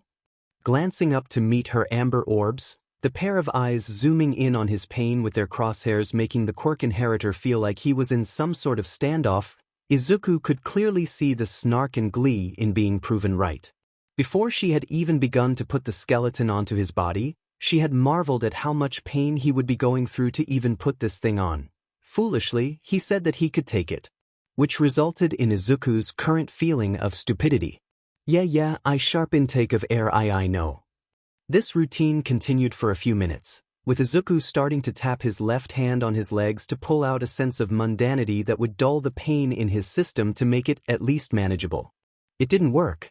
Then, the miraculous moment came when May ceased her movement and took a step back away from him, her finger on her lips as she continued to stare into his very soul-wide calculating gaze. He waited for a command. Move your arm, see how it feels. Complying, Izuku took his right arm off the table that he had placed it on all those minutes ago, and immediately felt both the new way of the metal on his body as well as the KNKS and annoyances that he had to stretch out of his arms and joints as a result of being in his stationary position for so long. Clenching both of his fists, he leaned back alongside Mei, who he could see in the corner of his gaze leaning forward towards his body, and took in the appearance of his second skeleton. It was a strange gold color on the rack that shone with pride and glory, but now that it was stained with both blood and oil that it looked like copper, Izuku was happy that his inventor friend had picked a silver frame for him to work with. Against the pale light of his flesh, the silver stood out greatly and it would stand out even better against his costume. Alongside this, the appendage ended at his shoulder, staining his skin with its presence all the way on his right limb, acting as both a reminder that this would need to cover his entire torso when finished and at the fact that he had no shirt on, Mei having insisted that he take it off as to not damage his shirt, then having made several jokes at the expense of his nakedness. Apart from this, it looked almost exactly like the one of the rack, a long, bendable stretch of metal that snaked its way down his arm, with a second cylindrical strip following up his arm for support, until it reached his hand where I split off into 5 separate wires for each finger and ending at the second joint in each finger, first in the case of the thumb, while sharp spikes poked out from the bottom of each wire and dug deep into his skin, separated by about 20 centimeters before they hit again, creating a ring of blood around some parts of his arm. He had thrown away his bandages long ago, not seeing a need in them. However, one thing stood out about the mechanism that looked new to Izuku, and that was a hook that swung around the palm of his hand and connected on the opposite side, creating a handle that he could grab on comfortably without much damage. Why was it there? No idea. Cautiously, he slipped his grasp down his forearm, feeling a sense of fulfillment when the cool material hit his receptors and caused a chill to spread throughout his frame. Then, he reached his trek to his fingers, the metal stricture crisscrossing over a few of his malformations that existed within his skin before he slipped his metal-free hand into the embrace of his infused hand and clicked the digits that begged for release. And he felt it. The click caused the spikes to push a few cms deeper because of him bending, and that left Izuku at their mercy, causing him to cry out and for his eyes to shoot open. As he felt a small dose of adrenaline kick in, boosting his healing around the holes in his flesh. During that, he saw Mei flinch, then try to move forward, but he just threw his hand up to stop her. After a while, it calmed down and the spikes were securely in his skin, with the skin having been healed around them. Izuku chuckled. Going to hurt to take them out? Yep, it will, but hey, it's not like anyone warned you or anything. The pink-haired girl reminded him, smirking a fierce smile at him while an underlying tone of concern flittered around her eyes. Despite his anguish, Izuku somehow managed to shoot her a similar smile back. Then the issue of this new handle arose within Izuku's mind. Hey Mei, what's this thing for? Raising his hand once again, slowly this time, he gestured to the handle that wrapped across his right hand with an inquisitive gaze in his eyes. To this, Mei tapped the screwdriver held within her grasp against the side of her head a few times as her face scrunched up in a manner that the green-haired boy could only describe as cute, which made his face flush slightly at the thought, while she continued to ponder on the device's intention. Then, her eyes seemed to shine as she pointed her screwdriver forward. Oh, that thing. Yeah, I know what that's for. Walking forward with a spring in her step and a small swivel in her hips, Izuku just held his hand out dumbly as the pink-haired beauty took his hand into her own, more accurately her 2 hands, leaving the quirk inheritor practically inept for the remaining few minutes as she held onto his digits. Now this is a fancy little thing that I came up with to help the whole pain train idea that you have, so you should be thanking me. Looking down, she stole a glance from his flustered gaze, and her face seemed to light up as her fingers began to slow on his palm, drawing circles and swirls onto his exposed skin. The green-haired teen guessed that this was an attempt to both entertain herself and make him feel awkward. And that thought only got out after he had stopped focusing on his flushed features because of the person before him. I'm going to take your awkward mumbling as a thank you, Mei, for being the best inventor in the world and for gifting me this incredible thing that will help me completely obliterate my body. You know, when I say it like that, this sort of seems like a bad thing. Once again, that same snarky grin crossed her face as Izuku decided that the floor was quite interesting in the current moment. However, he was spared from any more trouble when Mei began to chuckle lightly. Now what does this handle do, you may ask? Well, this handle controls how far the spikes dig into your skin. Leaning down, she cupped the handle lightly before pushing it back towards his palm, and almost immediately Izuku could feel the pain that constantly shot into his arm begin to vanish. That was when he decided to look down and bear witness to the spikes begin to retract upward, coiling in on themselves so they could simply exist without always causing some sort of pain. To some, it might seem small. To Izuku, this was a big deal. Mei, I never thought about that sort of thing before. Well, I thought that you wouldn't want 2 centimeters long pieces of steel entering your body at all times. Only at certain times. One thing I have to tell you though is to not pull too hard on the handle, you know, not too hard away from your palm, I mean. He looked at her with a confused gaze. Sai, let me just show you. Prepare for some more pain, by the way. Wait, what? Wrapping one of her small, dainty hands around the handle, she pulled it back towards herself, and in an instant, Izuku could feel the spikes shoot back out into his flesh once more. As a sort of recoil effect, his left hand began to clench and curl in on itself while his teeth began to gnaw on his tongue once more. All the while, Mei just had this look of guilt and annoyance at herself the whole time as she pulled onto the handle. I'm sorry about this, Izuku, I really am. But I'm a show kind of girl, you know? Why a sharp intake, I understand, don't worry about it. After a while, the pink-haired student reset the mechanism so that the green-haired boy didn't have the spines digging into his body, causing a few streams of crimson to trickle off his arm and drip to the floor below. Cautiously, Mei took a few steps back to examine the state of both the boy and the machine before her as Izuku continued to huff and at the release of his pain. Well, thank you, Mei, this will really Give me a sec, need to adjust something. And just like that, the engineer strolled over to him and began to position his arms so it was stuck straight horizontally before taking a seat on the only place available, Izuku's lap. Placing her body down onto him, she seemed perfectly content to just continue working on the mechanism, offering not so much as a slight hum of knowledge at what she was doing to the quirk inheritor and how his body had effectively shut down in a sea of red. He felt so flustered, so speechless, so warm. Her body pressed against him seemed to just make him feel warm, feel like she was there for him. It may just be a simple embrace, but to someone like Izuku, who had often been cited as being a social outcast as a response to not only his quirklessness but also his social ineptness and list of strange and wonderful traits, just made it so that any sort of positive interaction with people made the boy feel warm and happy inside. To be honest, he hadn't experienced much physical affection either, so this was new for him. However, that sentiment didn't really help him and his raging hormones at this current moment. Thrown into a cluster of stumbling and spitting out what very few words that he could muster, Izuku just stared wide-eyed at the girl who was completely ignoring his presence and instead continued to work on the mechanism like he wasn't even there. And she stayed that way for some time. Before, you know, this seat is actually really comfortable. I might try finding one for my home, you know? Hee, don't worry, I'm just messing with you.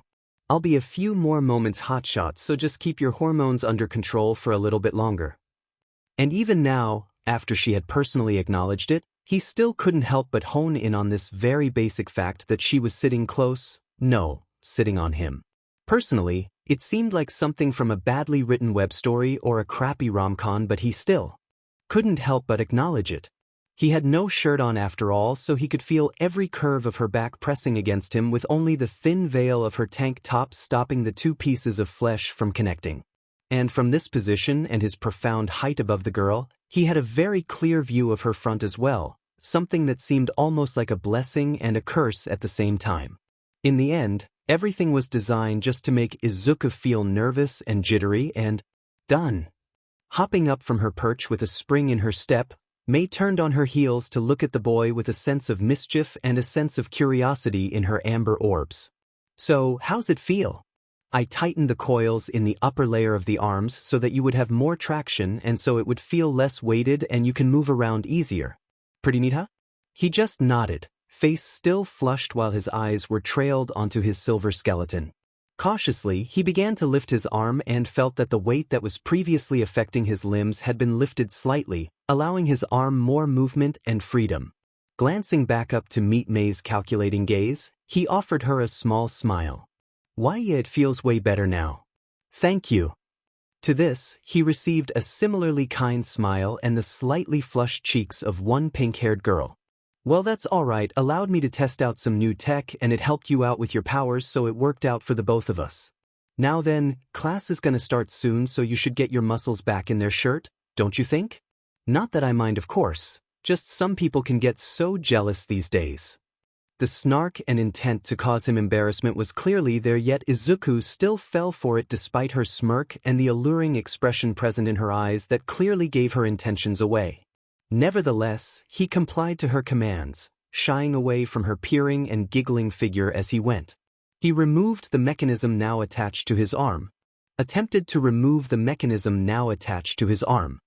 it actually resulted in was Izuku getting the mechanism off his arm, but no, without it catching his skin and making his and grumble as the metal pricked him, while May just continued to giggle at him. Ignoring her noise, the green-haired teen took a look upon his arm, complete with the few, still wet, drops of blood that had been secreted from his cuts, and all he could do was sigh. Guess I'll have to get used to this sight as well then. He was meant to say it quietly, but apparently he wasn't quiet enough, as May just suddenly stopped moving and started to look upon his form as though he had a second head, which wasn't too uncommon in this day of age. Just from that quick glance, he could see the panic and the confusion in her yellow eyes, the color of sunshine burning deep into his core as he suddenly felt a wave of emotions drown him in their embrace. Sorry, I was. Don't worry about it, Izuku. Just remember that you don't have to shoulder everything just cause your body can take a little bit more now, okay? As she spoke, May began to walk over to him, all the while keeping his gaze as she walked. No swagger, no sass, no snark, just genuine care. And it stayed that way, their eyes locked together as she expressed her desires for his powers, for a while, until Izuku began to feel a certain warmth around his hand. Quietly breaking her gaze, he looked down to see the pink-haired girl running her gentle and small hands over the cuts and scars of his hand, which also resulted in her getting some of his blood on her fingers. Not that she really minded. If Izuku was being honest, that bit also felt really nice. Comforting, warm, painful. But what was that for? Turns out, during the time when she had taken him into her hands, she had decided that she needed to flick his just healed arm to... Well, to be honest, he didn't know why, but she had done it, and it had hurt. Just testing a theory, hotshot, calm down. Now, I don't know if Nurse Lady, recovery girl, told you this, but it looks like your skin becomes very sensitive after healing, so don't get anyone to touch it during that time or it'll hurt like a beach. And that goes for your suit as well, cause that will hurt even more. In fact, it will hurt like a motherfucker. Chuckling at her as she performed some eccentric hand movements in front of his face, Izuku could only smile. And when did you become a doctor? She smirked. When you asked. Hotshot. He shuddered. When did I ask you that? I don't worry about it, you didn't. Then why? However, one final thing. You mentioned that you didn't know when your thingamajig activated? Well, if we're using this limb as an example, it appears that it activates when the injury or pain inflicted upon yourself would leave a normal person crippled. So, hope that helps, I guess. She just shrugged nonchalantly despite giving out quite grave information that made Izuku actually shudder. Yeah, thanks, I guess. Welp, you better get going or else you're going to be pretty late for class. What have you got last PRD actually? Watching as the teen stood up from his desk and go to retrieve his shirt, that she may or may not have tried to hide, May began to question the boy. Hero training, I believe. Slipping on his shirt and securing it with the buttons, he went to go grab his tie, but somehow May got there first. Let me. Without another word, the short girl flipped up his collar and swung the tie around his neck before beginning to tie it. For Izuku, this was the third time in like 10 minutes that the girl had been this close to him. And he didn't exactly hate it. Sure, he felt flustered and hot, but nothing that he hated per se. He did note that May was using the time taken to tie his tie as a means to touch his body though, which he once again didn't really hate. It was all just sort of overwhelming. Finally, though, she finished ending off her services with a little tap on his chest and a smile. All done. Now then, stop staring and go to class. Giggling, she pushed the boy backwards and towards his bag while she spun on her heels and started to saunter away, a sway in his hips and the same swagger, sass and snark radiating off her form as she went. Shaking his head, Izuku retrieved his bag and began to walk out, but not before requesting one more thing. Hey mate, can I come back tomorrow? I have a few new costume ideas that I want to run by. Popping her head back from the mech that she had begun working on, she gave him a sincere smile to finish his leave. Yeah, sure Izuku, see you tomorrow. Wait a sec dash. For a second, she vanished, before emerging back from her machine to fling the mechanical skeleton that they had been working on at the teen, who fumbled and flailed around when presented with the machine. Looking confused at the device for a short time, Izuku soon realized that she must have picked it up when she was looking over him a few minutes ago. A catch? Showing Izuku another smile, she started to wave him off and out of the workshop. What? I gave you your scar suit, so go on, beat it. I gotta tend to my babies and currently you're taking all of my attention away from them. Shaking his head and her twist in attitude, the green-haired boy began to leave. Okay then, bye May. See ya, hotshot. As the heavy doors of the workshop closed before her, May felt herself let out a fierce sigh as her face and body flushed red. Working with Izuku was strange. He had been awkward and had fumbled over everything while she had worked on him, but he was also really brave to even have the idea to go through with this sort of thing. Brave or stupid, that is. Trailing a finger across the side of her massive mecha, the pink-haired girl retired to the seat that said boy had been sitting in mere minutes ago. Just sitting there, she could feel the few drops of blood that had spilt onto the seat and the floor below her, and there was just enough to incite worry but not cause a panic. Was he really ready for this? Or had this new power set of his quirk messed with his mind enough where he thought that he would be able to constantly handle this sort of pain? To be honest, she didn't know, and she knew for a fact that she wouldn't be getting more answers until tomorrow. Leaning back against the steel frame of the chair, May began to examine and look over her hand, a few drops of the green-haired self-destroyer's blood having dried on her fingers and knuckles. Running her dainty fingers over the skin, she sighed once again. I hope you know what you're doing, Izuku, I really do. Panting heavily as he reached the door of the changing rooms, Izuku started to slowly use the wall as support while he made his way towards the door.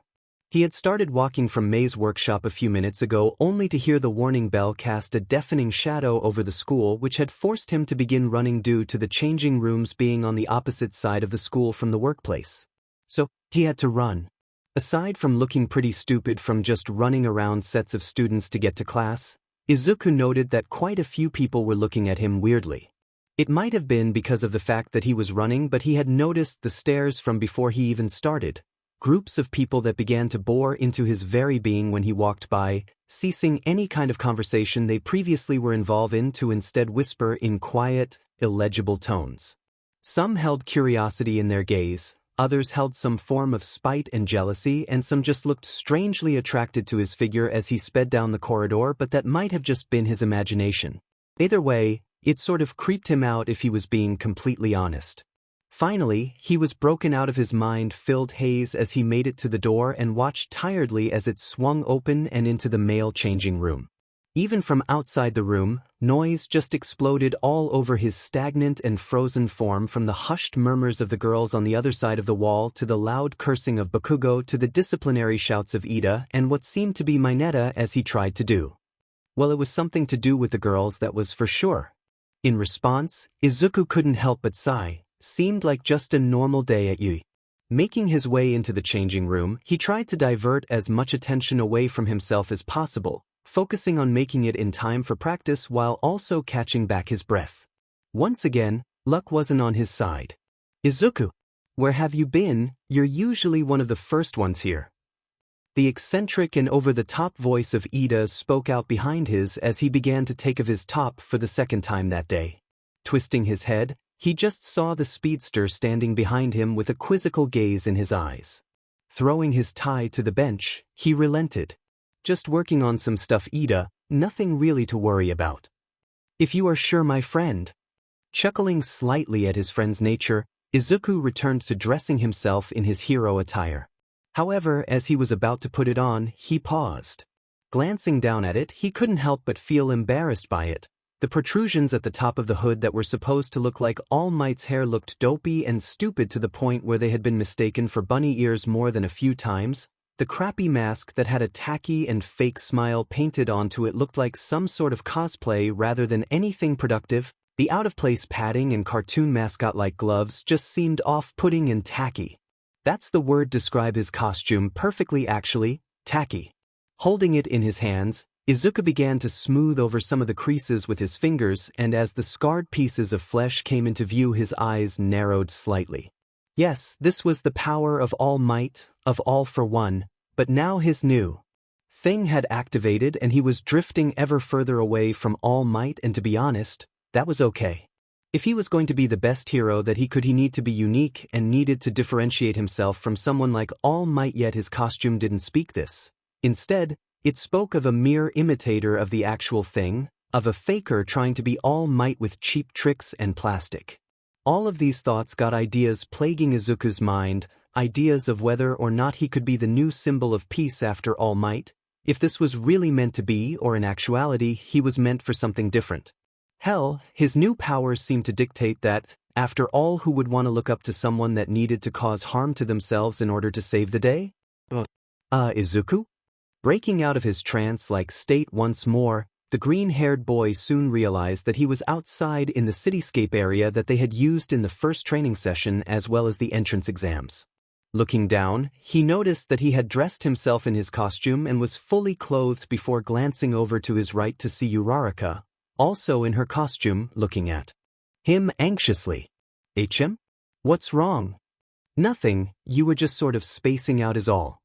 Shrugging her shoulders, the shorter girl swiveled on her heels and back towards the front where All Might and Aizawa were situated.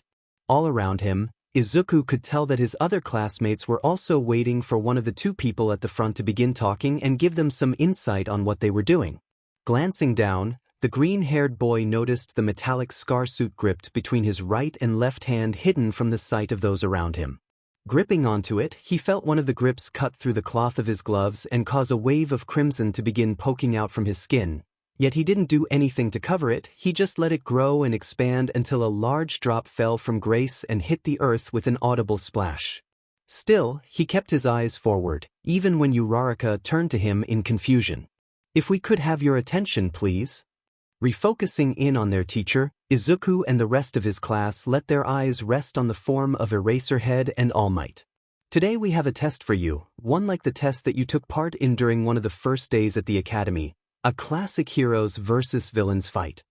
Aizawa somehow managed to get that out before he was interrupted by the much more demanding All Might. "Young students, today you will be performing exercises in groups consisting of heroes and villains, much like your first hero lesson." I just said that. This time, however, instead of going after a device, you will be using your quirks to rescue a hostage who will also be one of your classmates.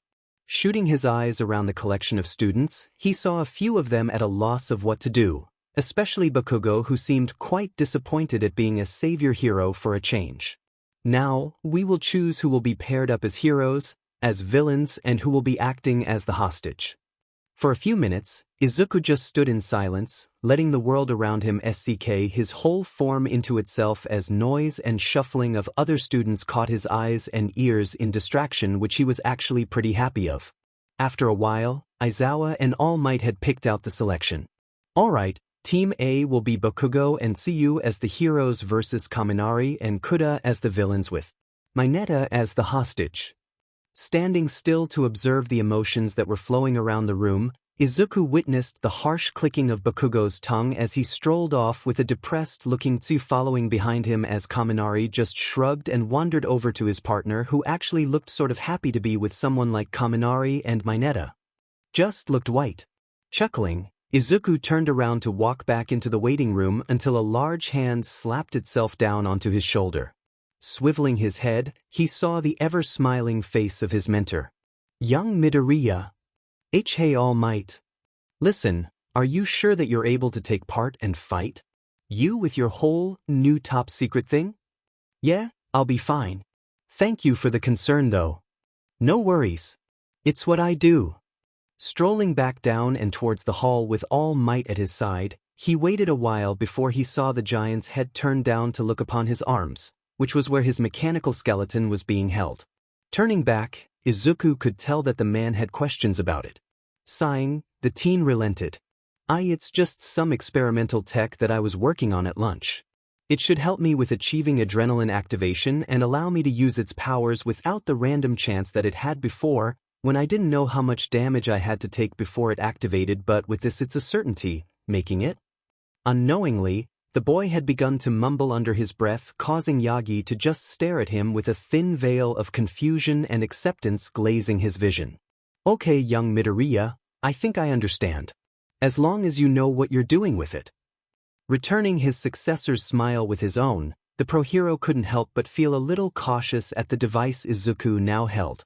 It looked sharp and dangerous, something that could activate his powers while still hurting him. From that, his eyes slipped down to the boy's scarred and injured hand, frowning at the sight. Those scars would be with him forever, etched into his skin as reminder of his first activation for the rest of his life, and he didn't know if that was scary or endearing. Shaking his head, he noticed that the group had reached the observation room. For a short while, it was just the preparation phase, so everyone in the room remained stagnant and anxious, resorting to light chat and conversation to get them through. Izuku stood idly by Yurikaka and Ida as they talked to some others throughout the class like Kirishima and Toru, just allowing them all to talk and dull his senses to the rest of the world. Due to his quirkless nature, he hadn't had much reason to speak in school for fear of being shut down, so he just learned to listen to others and found it to be quite relaxing. Speaking wasn't his best ability, but he enjoyed noise, and other people talking did just that. Releasing a light sigh, he heard everyone around him quieten and shift towards the screens at the front of the room. There, it broadcast the beginning of the match between the two teams, with one screen showing the heroes awkwardly standing around while the other two showed a cowering Mineta and the two villains making small talk with each other. Overall, the atmosphere seemed relatively calm. Then the siren rang. Suddenly, both teams were thrown into action, with Bakugo rushing forward into the desolate building that they were fighting in while Azui started to climb the building. It was a smart tactic. Whether it was intentional or not was another story, but flanking the enemy from both sides and grabbing the hostage in the chaos was smart. And to their credit, that's what the heroes did. Bakugo rushed in headfirst and stormed the two unprepared heroes who tried to fight back, but it just ended with the two of them lodged into the wall. Well, Kaminari was while Kuda just looked down at him in worry, while Azui grabbed Mineta and left. Heroes won. Villains next up was a team consisting of Momo and Todoroki as villains, while Shuji and Siro as heroes, with Toru as the hostage. Due to this, the match was a strange cat and mouse where both heroes and villains struggled to figure out where the restrained girl was in order to retrieve or defend her. In the end, the timer beat everyone. Villains win that round. After a while, Izuku gave up counting and let the bright colors and breaking environments take over his vision while his mind sank into an abyss of nothingness. Different matchups and characteristics of each student that he might be paired with sprang up every once in a while, but apart from that he just let his body relax for a short while. All throughout the day he had been on edge or too hyped up on his own excitement to step back and relax a small bit. And he did just that. Will be Midoriya and Ishido against Kaminari and Satu with Uraraka as the hostage. Get to your places. In fact, he got so caught up his own mind that he missed out on most of the matches, only tuning in for his own matchup, and even then, he seemed lost in his own world.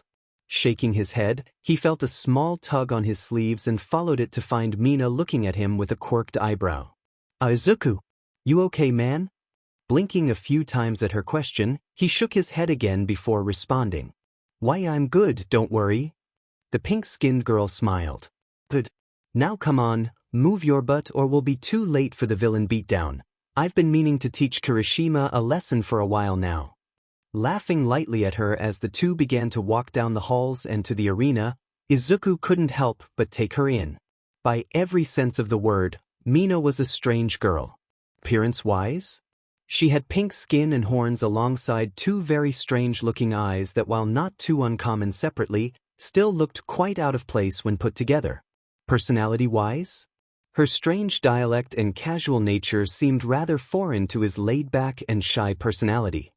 However, that wasn't really a bad thing. Sure, it was new and unusual, but Izuku found her bubbly personality refreshing and new alongside Uraraka's, and her still could appreciate her appearance and would go so far as to call her pretty or beautiful despite the strangeness that most people focused on. This wasn't something that he should be focusing in on now though. Finally making it to the building, the hero duo found themselves waiting once more in order to prepare. Spinning on her heels, Mina spun round to meet him, having to look up slightly due to the boy being 2 to 3 inches taller than her. So then Muscles, what cha got for me? We storm the fort, fly over the top, tunneling underneath. Once again, he had to chuckle at her over-the-top personality. However, she did make some valid points. Storming the front of the building could be good. With his power and her unique quirk, they could disrupt Kirishima and Sata long enough to haul Uraraka out of the building. But the two of them have quirks that boost their strength or at least play into it, so Mina could be put down quite easily.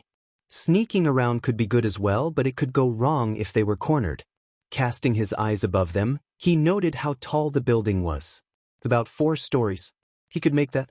Judging by the other matches, the hostages and the villains usually held up in the top floor of the complex, so coming in hard from the air could give them valuable time and resources to take them down and get Uraraka out.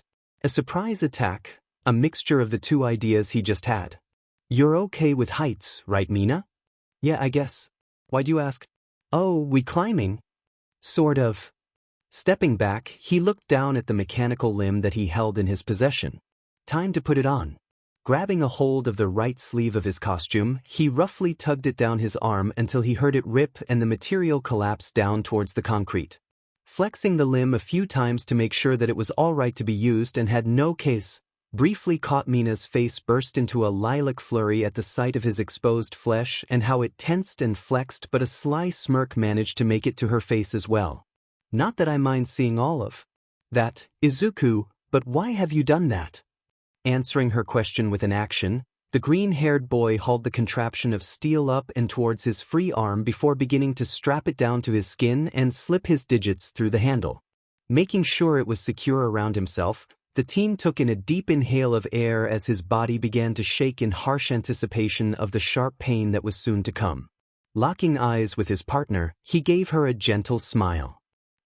Sorry if this annoys you. If what? As soon as the harsh sound of the siren rang out through the arena, Izuku bit his tongue before pulling the handle back on the device. Hard. In an instant, the cool barbs of steel injected themselves into his flesh and buried themselves deep, causing a flash flood of pain to shoot through the boy's body. And he did not stop himself from screaming. F-. Throwing himself into the steel railings behind him, the teen just began to grunt and curse as he gripped his arm for support, and the adrenaline began to surge around his whole form. Shuddering and shaking with the new flush of power that began to shoot through his veins, he just looked forward with complete resolve while the world pulsated and shook in sharp pitches of red and blue, buildings and shapes shifting into a new color spectrum for a few short moments before ceasing. Beside him, he could hear Mina's worried voice, her frantic movements as she shook him, her concerned look and pleading face right before his eyes, and for a split second, he could see her as a normal girl, pale skin, light blonde hair and green eyes that wouldn't stand out too much in this quirked world, but to Izuku it reminded him of himself, of how he was so plain and useless before. How he had to embrace his quirk and give it all the attention it deserved. Soon, his labored breathing began to slow and he managed to look Mina in the eye and hear her worries. Izuku, for F's sake man, can you hear me? He smiled. She was worried because she cares. Or at least he hoped so. Reaching up, the boy pushed his hand up to her exposed shoulder, touching the skin with care and a gentle nature as to not inflict any damage upon her. Hey, I'm good. Don't worry about. Gritting his teeth as he began to stand once more, he could still see the look of worry etched into the face of the teen before him, her eyes wide at her mouth agape. What the hell was? No time now. You still all right with going up? Stopping her questioning, he got a slow nod back. Good. Smashing his right digits together into a fist, he felt the intensity of the skin and its heat, as lightning and sparks of red crackled and shot off around him. Then, in an instant, he shot forward, the feeling of cracking in his ankles still prevalent, before winding his arms around Mina so that he was carrying her. It happened so quickly that the girl couldn't really comprehend what was going on with her face stained lilac and her eyes and mouth wide once more before Izuku just looked down at her and smiled. Don't worry, I've got you. And she believed him. Jumping lightly on the spot to gain some momentum, Izuku then shot off, the sound of mending in his bones stopping for another round of cracking. The duo soared through the air with blinding speed, constantly being barraged by Izuku's sparks of crimson that marked the air with their crackling.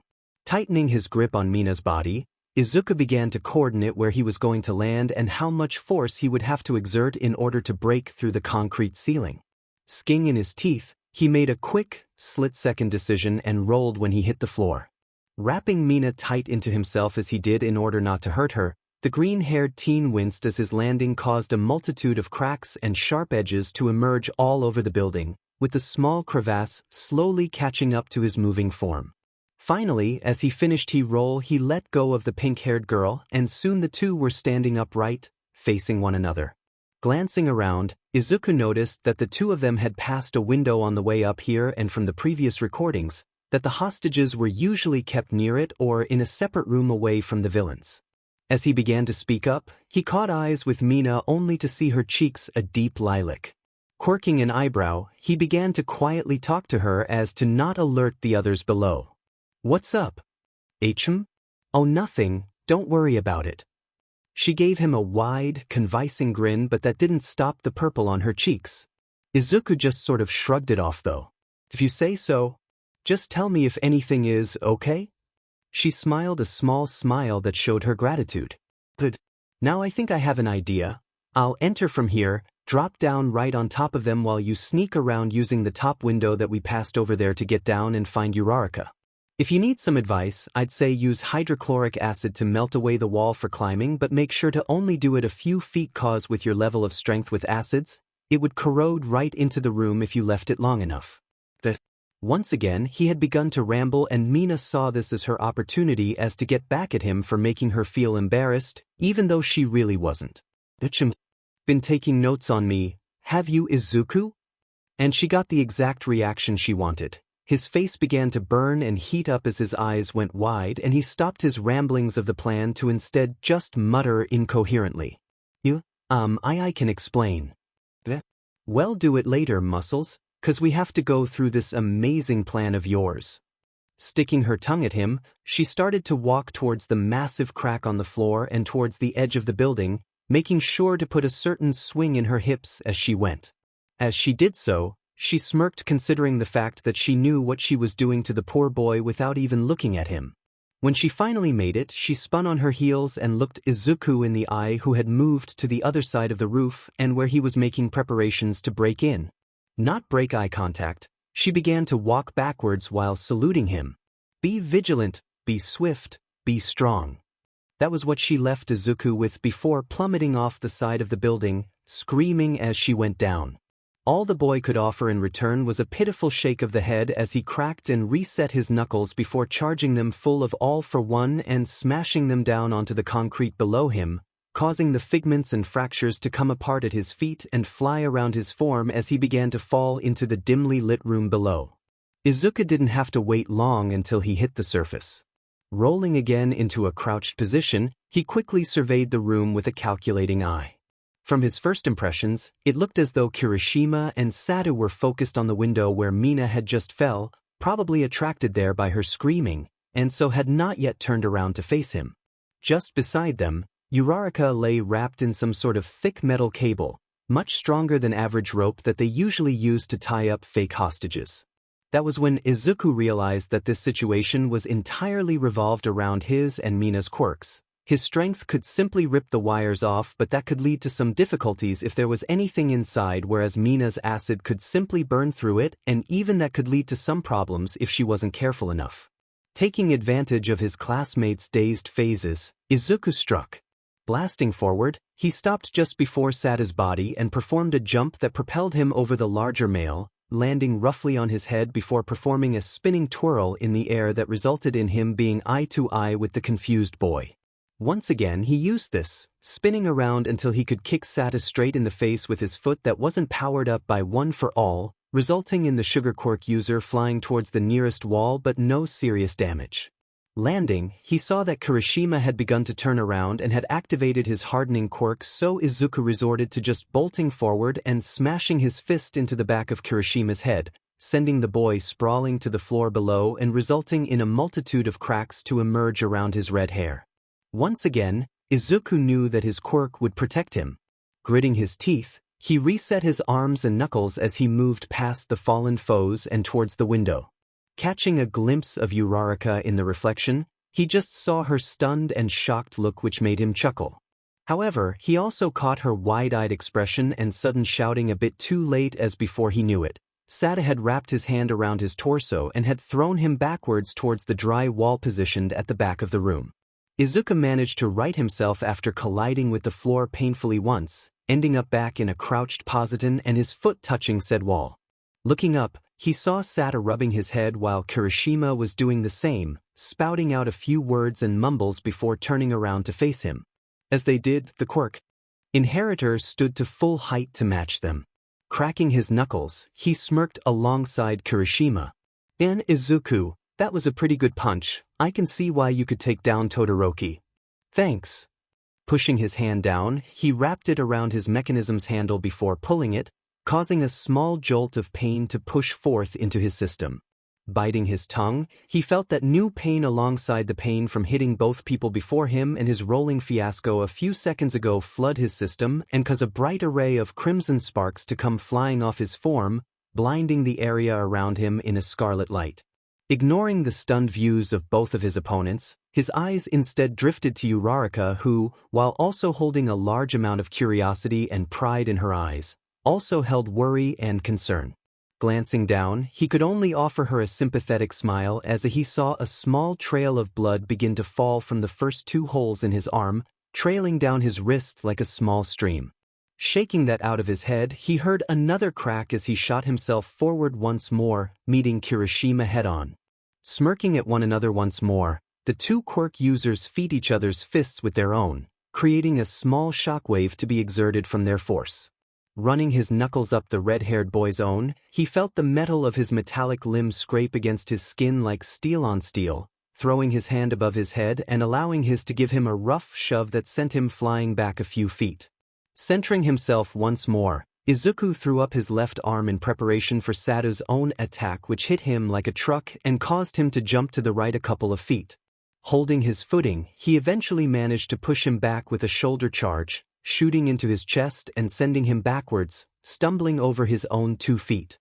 Grunting, he checked his arm as he heard movement behind him. "Izuku! Hey, why'd you start without me?" Turning his head, his eyes met with Mina's, an unnatural amount of sass and sarcasm in her voice as he gazed down at Kirishima's body while shaking her head. "Mina, Uraraka's wrapped in some thick metal wires. Do you think that you can melt through them?" I think I can, but why don't you just rip them off?"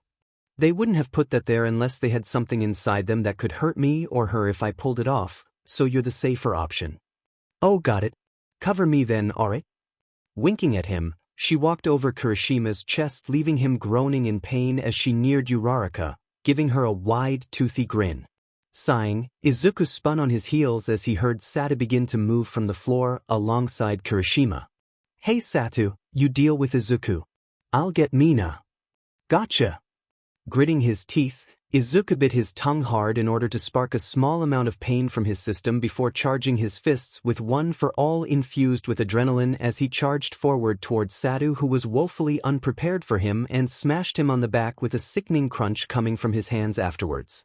However, it worked and Satu was sent careening a few floors down below them, hitting the earth with a thud and Loosing himself in the pain for a brief moment, Izuku quickly heard the shuffling of Kirishima as he stood and started towards Mina, the girl complaining and making jokes at his expense as he neared. Spinning on his heels, he dashed towards the man before calling out to the acid user. Mina! Acid on the floor below him. You got it, muscles. Muscles? Ignoring Uraraka's flustered call, Izuku watched as Kirishima clipped on a wave of thick turquoise liquid, falling forward before Izuku got there. Channeling his power once more, he moved in front of Kirishima and roared as he caught both of his fists under the hardening user's chin, sending him sky-high and through the roof as a result. Huffing and taking in deep breaths, he could hear the brief lapse of silence that the two girls behind him had. Holy shit! Cracking his knuckles, Izuku then began to hop off several pieces of rubble that scattered the landscape and launched himself towards the hole.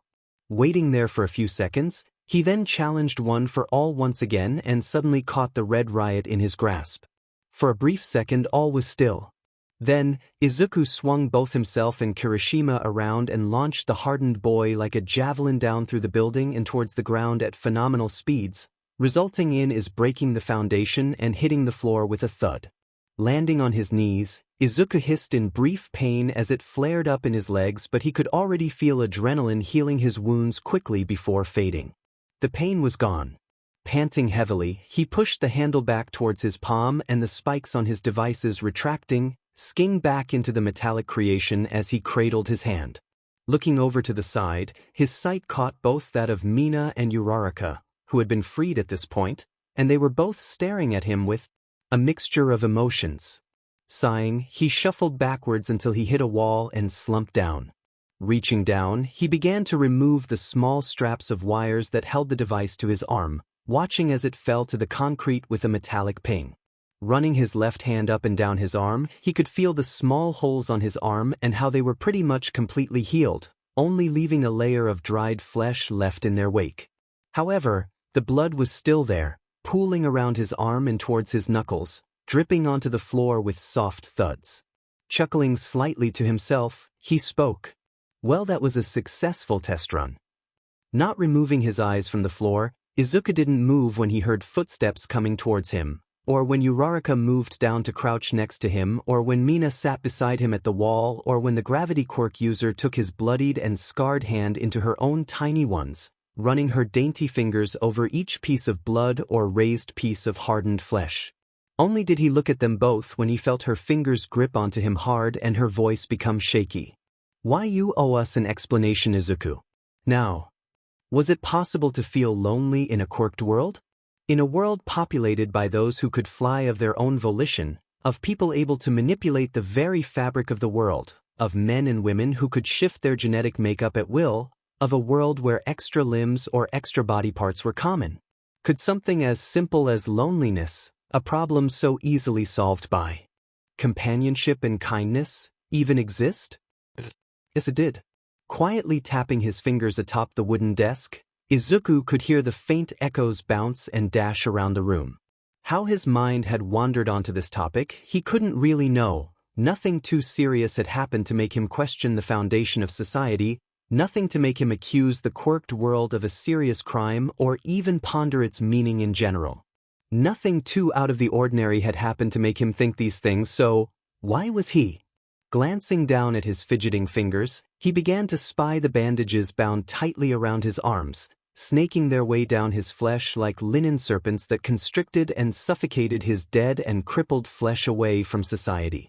Maybe that was why he began to think. These scars, the ones the bandages were hiding from the world, were caused by his quirk, the power passed on to him by another person without blood or heritage involved. In that case, he was isolated alongside All Might and all the other One for All users, trapped within the stigma and the gross oversimplification of the world, that their combined and crystallized power couldn't and shouldn't be possible. It was a secret that they must all keep to their graves, for it put the very world into scale that they would not be able to escape from if the truth came out. In that way, he was lonely, not being allowed to share and talk about his secret to those that cared so much about his well-being. Deep down, though, he knew it wasn't that.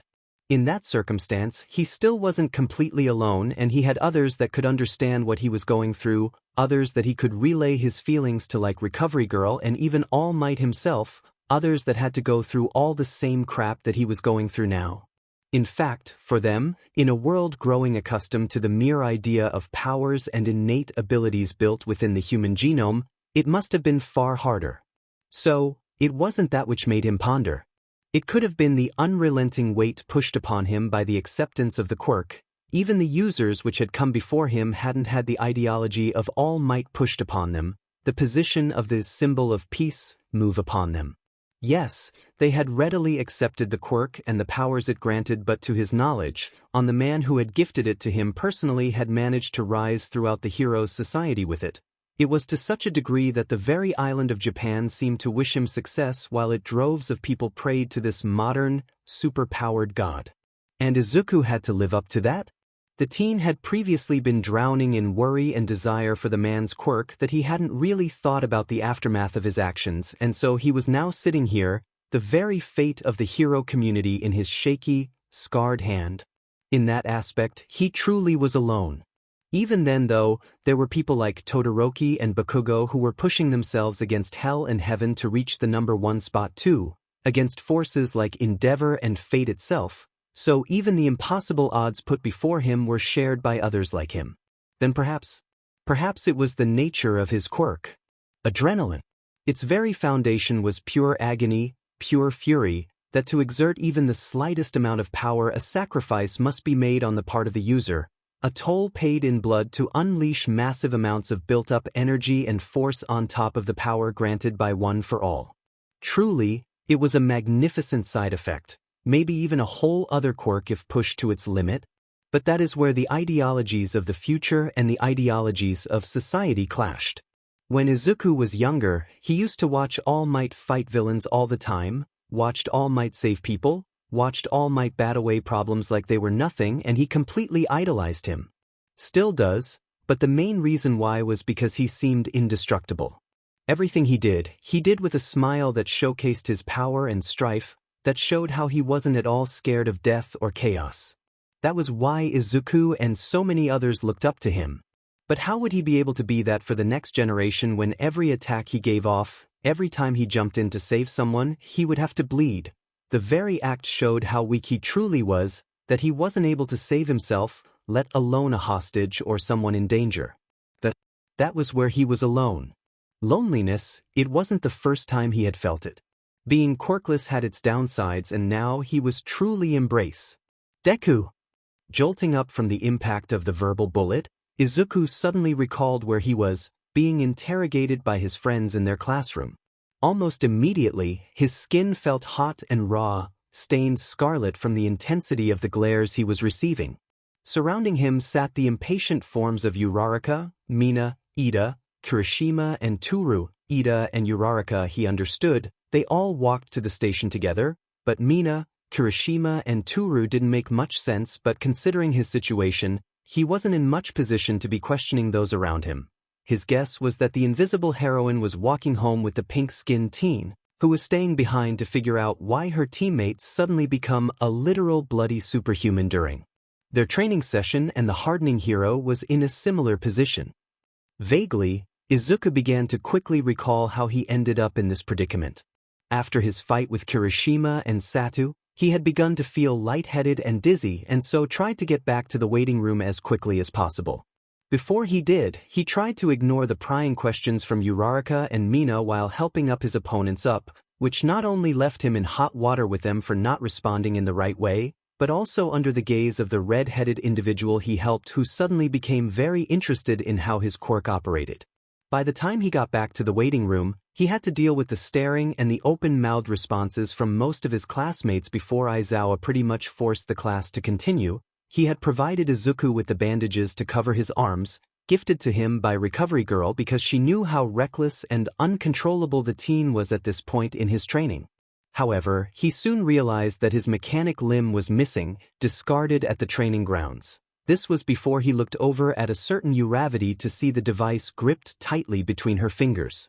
He recalled trying to persuade her to give him the device back, saying that he was going to explain everything, but Uraraka wouldn't bring herself to give it back, instead telling him to come back to their classroom after school in order to retrieve it.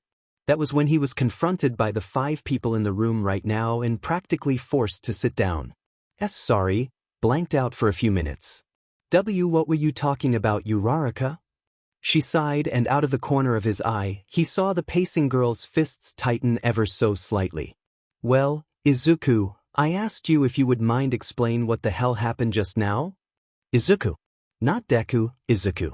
To merely hear that coming out of her mouth hurt him a little bit. She was the one to stand up for his degrading nickname, the one that made the pain he felt from Bakugo's usage worth it, the one who successfully changed his label as outcast to something that meant he was able to stand up against the very world itself, the one who stood by him. To hear her ignore that showcased her anger and her fury at this situation, how he was acting reckless and out of character when it came to this whole problem. He was usually so calculated, so meticulous in his decisions, but instead, he was just stumbling about like a child hooked up to overwhelming power. He wasn't in control at this point, and she and everyone else in the room had seen that. Tugging on his bandages, Izuku grit his teeth, smashing the pieces of cartilage against each other violently as he vowed to better himself once again. He was going to fight so that Deku would be the only thing he would be viewed as, the person who could rise up against difficulty and shatter any pathetic visages placed before him, and not the one who wore that title unceremoniously. Turning his gaze towards the worried girl's face, the teen tried to steel himself so that he could face her honestly and not just implode with embarrassment or fear of disappointment. I was trying to figure out how to best use the new aspect of my quirk. He heard the girl's shuffling and pacing pause. What's that supposed to mean? This time, the question posed came from Kirishima. Tearing his eyes from Uraraka's skittering frame, he looked the confused crimson head in the eye, tracing the rough scar that lay there with his mind to distract himself momentarily. His quirk, we did tell you about it, right? On the other end of the classroom, Mina started off her sentiment very high and might, almost arrogant, before quickly descending into worry and anxiety when she recalled past events. Past events that Izuku wasn't present for and so had no proper say in this interaction, instead biding his time highlighting things in his head to avoid the poignant and debilitating stare of his rosy-cheeked friend. Nope. He was off doing stuff with Bakugo when we told the others. Toru answered off quite happily, the high-pitched voice erupting from the other end of the room as the chalk began to mysteriously doodle on the blackboard. The pink-skinned teen sighed. Why didn't you tell me sooner, too? But it wasn't important. If you reckon me looking sort of dumb is not important. What did you say, Mina? Ugh, forget it. From the side of the room, Ida finally decided to make his part in the conversation. Standing up in front of the group, the soft tapping of metal as the teen moved over to stand next to Izuku, the speedster's overwhelming form towering over the much shorter quirk inheritor. We understand your conviction, Izuku. It's what makes you. However, what we do not understand is why you would require so much potential harm to activate it. As always, Ida was very straightforward with a sort of harsh, blunt honesty that threatened to break Izuku's skull once more, but now there was something else hidden below his language. Glancing up at the teen, the green-haired boy found his mind tilted at what he saw. Ida was perfectly still. Usually, he was quite active, always jittering and moving his arms that it seemed he was almost physically impossible to become still, but here he was, static. Izuku couldn't see his eye either, the strong glare from his glasses reflecting the setting sun that sat behind the teens. This was strange. Well, ever since my fight with Todoroki, my quirk seems to have taken on some new attributes that weren't there before. Like, do you remember how some people thought their quirk was something completely different to what it actually was? Water manipulation was actually the ability to condense and transmute the oxygen in the air to be more like water due to the presence of more hydrogen atoms, stuff like that. He paused. He had been rambling again. Lifting his head up from the desk, he saw Ida standing before him, nodding his head in complete understanding while the other four were still quite confused. Uraraka seemed to understand most of it. It was the whole science aspect of it that she seemed to lose attention on. He couldn't see Toru, but the fact that he doodling had slowly become more and more shaky until it was now just a selection of shaky lines had answered his questions, and Mina and Kirishima were looking at each other in morbid confusion, twirling their fingers around each other while looks of perplexing origin consumed their faces. It took a while before said pink-skinned girl managed to speak again. Huh. Jay, just think of it as thinking your quirk is water generation when it's more water manipulation. At this, everyone seemed to pick it back up once more. So then what's this new, awesome quirk of yours then? Kirishima had asked a very valid question. For all they knew, his powers were the exact same due to the common acceptance of mystery around Izuku's original strength enhancement, but now that was being thrown out the window by the user themselves. So, what was it? It was here where Izuku began to fret. He didn't have a cover story ready for this. Before, when he just had the base quirk of one for all, it was quite easy to cover it up as being a separate strength quirk due to the complete variation in appearance whenever he and All Might unleashed an attack. This was now due to their side effects, but he had not known this at the time. And even now, it was actually very simple to cover up. All Might could not use pain inflicted onto him to power up his attacks after all. It was just the fact that he had to come up with the cover-up in such a short amount of time. Before it was just a simple strength enhancement quirk, a mass collection of power that I was able to summon at will, with the side effect of the uncontrollable nature being the damage I received after the fact. And now it's more of my body attack itself in order to build up energy, damaging my nerves and receptors for a short amount of time with the energy given off from the start of my quirk, when my skin starts to get hot. Then, that pain generates more energy than at the initial activation, as pain is what brings about the energy required for the output, and so I can use it in a punch in my arms, or I can use it in my legs to travel really long distances quickly at the cost of breaking the bones or tissue in the area that the quirk is used in. Fortunately though, the energy also activates a larger amounts of blood cells which clot the skin wounds and heal them at a much faster rate, while my bones are helped by an influx in chondroblasts which heal them faster. Glancing up from his rambling, he hoped that he had explained it to a degree to not only convince them all of his quirk. What he received in turn were stares that made him question if he was even speaking English. Even Ida looked slightly confused. In retrospect, my body requires pain as a stimulus to generate mass amounts of energy that fuel my body before releasing addition cells to help with recovery for a short time afterwards. Ooh. Sighing.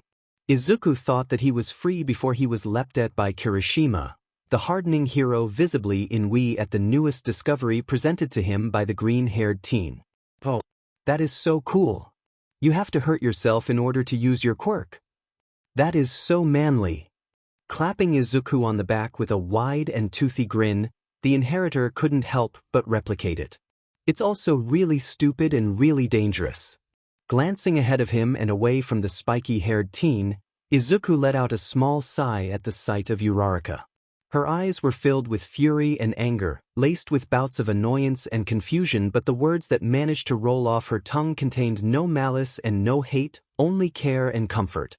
All in all, it was a very confusing picture that, while settling the picture of a distraught and perplexed girl in the teen's mind, also made him contemplate his own situation. He had made her feel all these things, made her do this because of his messed-up quirk.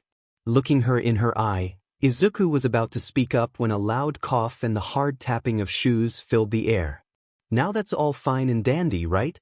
But please indulge, dear Izuku. What the hell do you need with this thing then? Practically skipping towards the group, who had unanimously decided to congregate around the Izuku's desk for whatever reason, Mina was accompanied by the faint sound of hollow metal as she moved. Following the noise to its origin, Izuku suddenly found his skin growing hot in embarrassment and under the heated glare of a certain gravity girl, her entire form somehow being consumed in a comforting rage as the pink-skinned girl near them. In her hand, Mina was carrying his mechanical limb, his device, his sking. In a breath at the badly worded and really bad name, the teen looked at it as the handle jingled and shook around, clashing with the metallic frame of the device as it did and creating the ominous noise emanating from the girl's grasp.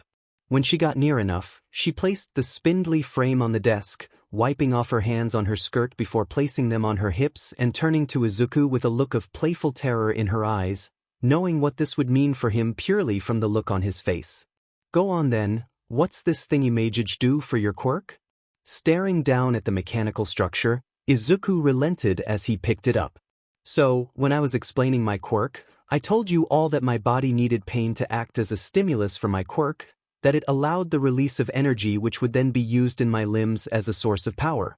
I also explained that this stimulus can come from my own body, with a sort of precursor energy activating alongside it to provide pain initially so that the after effects and the primary source of energy can be used. However, at this point I don't know if that will do anything long-term. I don't know if it'll damage me internally, even with the additional cells helping the recovery, or if it might damage me mentally. Think of this source of quirk activation as what happened at the UE Games, during my fight with Todoroki and how I sort of lost it. Gazing up at his impromptu audience to make sure that they were still following, he was met with a few small nods from Kirishima and Ida, showing that they were at least following this part of the explanation, but Mina and Uraraka reacted differently. Both appeared to be flustered at the mere mention of that fight, with said southern girl gaining a thick coat of red dusting her entire form as she avoided eye contact with his entire person while Mina was staring straight at him, lost in a swirl of lilac as she just lost herself to whatever she was thinking.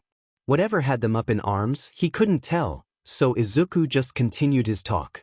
Anyways, the source that activates my quirk can also be external rather than internal, meaning that my body doesn't potentially suffer any psychological or internal damage that I am completely unaware of. Instead, if I am able to deal a significant amount of damage to myself with something on the outsider like a knife or just sheer damage to my body, I am able to use my quirk. This is just a rough prototype that I was testing out. The spines on the sides stab my skin just enough to generate the energy needed to use my quirk without seriously damaging my body. At the minute, it's the safest thing to do. Glancing down at the skeleton before him, Izuku began to outline it and look upon how it could be altered. Even in its short time of use, the metal coating had to scratch off, revealing the twisting frame below it in all of its rustic glory, while patches of dried crimson dotted the length of the appendage, complementing the dull sheen of silver that lay across it. In a way, it mirrored how Izuku's own life and attitude was panning out. He had only acquired adrenaline a short time ago and it had changed his future and his mindset exponentially, made him feel more alive and freer than ever while still chaining him to a harmful ideology that he knew was bad for him. This power that lay dormant inside of him had heightened his desire for being a hero, his wanton strife for becoming someone of such a high caliber, that it only managed to push him past all of his quirk's downsides. He could fight through the pain if it meant it could give back to everyone in his life, to All Might for giving him his quirk, to his mom for supporting him and helping him all his life, to his friends for being there and pushing him to rise above it all, and he could do all of that with his own power, with some that kept true to the value of All Might while still giving him a personal touch and patch of freedom. However, at the same time, it brought forth all of those thoughts from earlier, about how it made him unfit to have the mantle of the symbol of peace. At this point, Izuku couldn't tell if he was overreacting to this and just worrying over nothing or if this was a genuine concern. With his quirk being in its infancy, he was unable to gauge how others would view it, but it was a concern that had trapped Izuku in a vice-like grip of worry that he just couldn't shake. Adrenaline truly was a double-edged sword, no doubt about it. Are you sure that this is the safest option, Izuku? I mean, I don't want to be rude or anything, but looking at your arms I'm not so sure.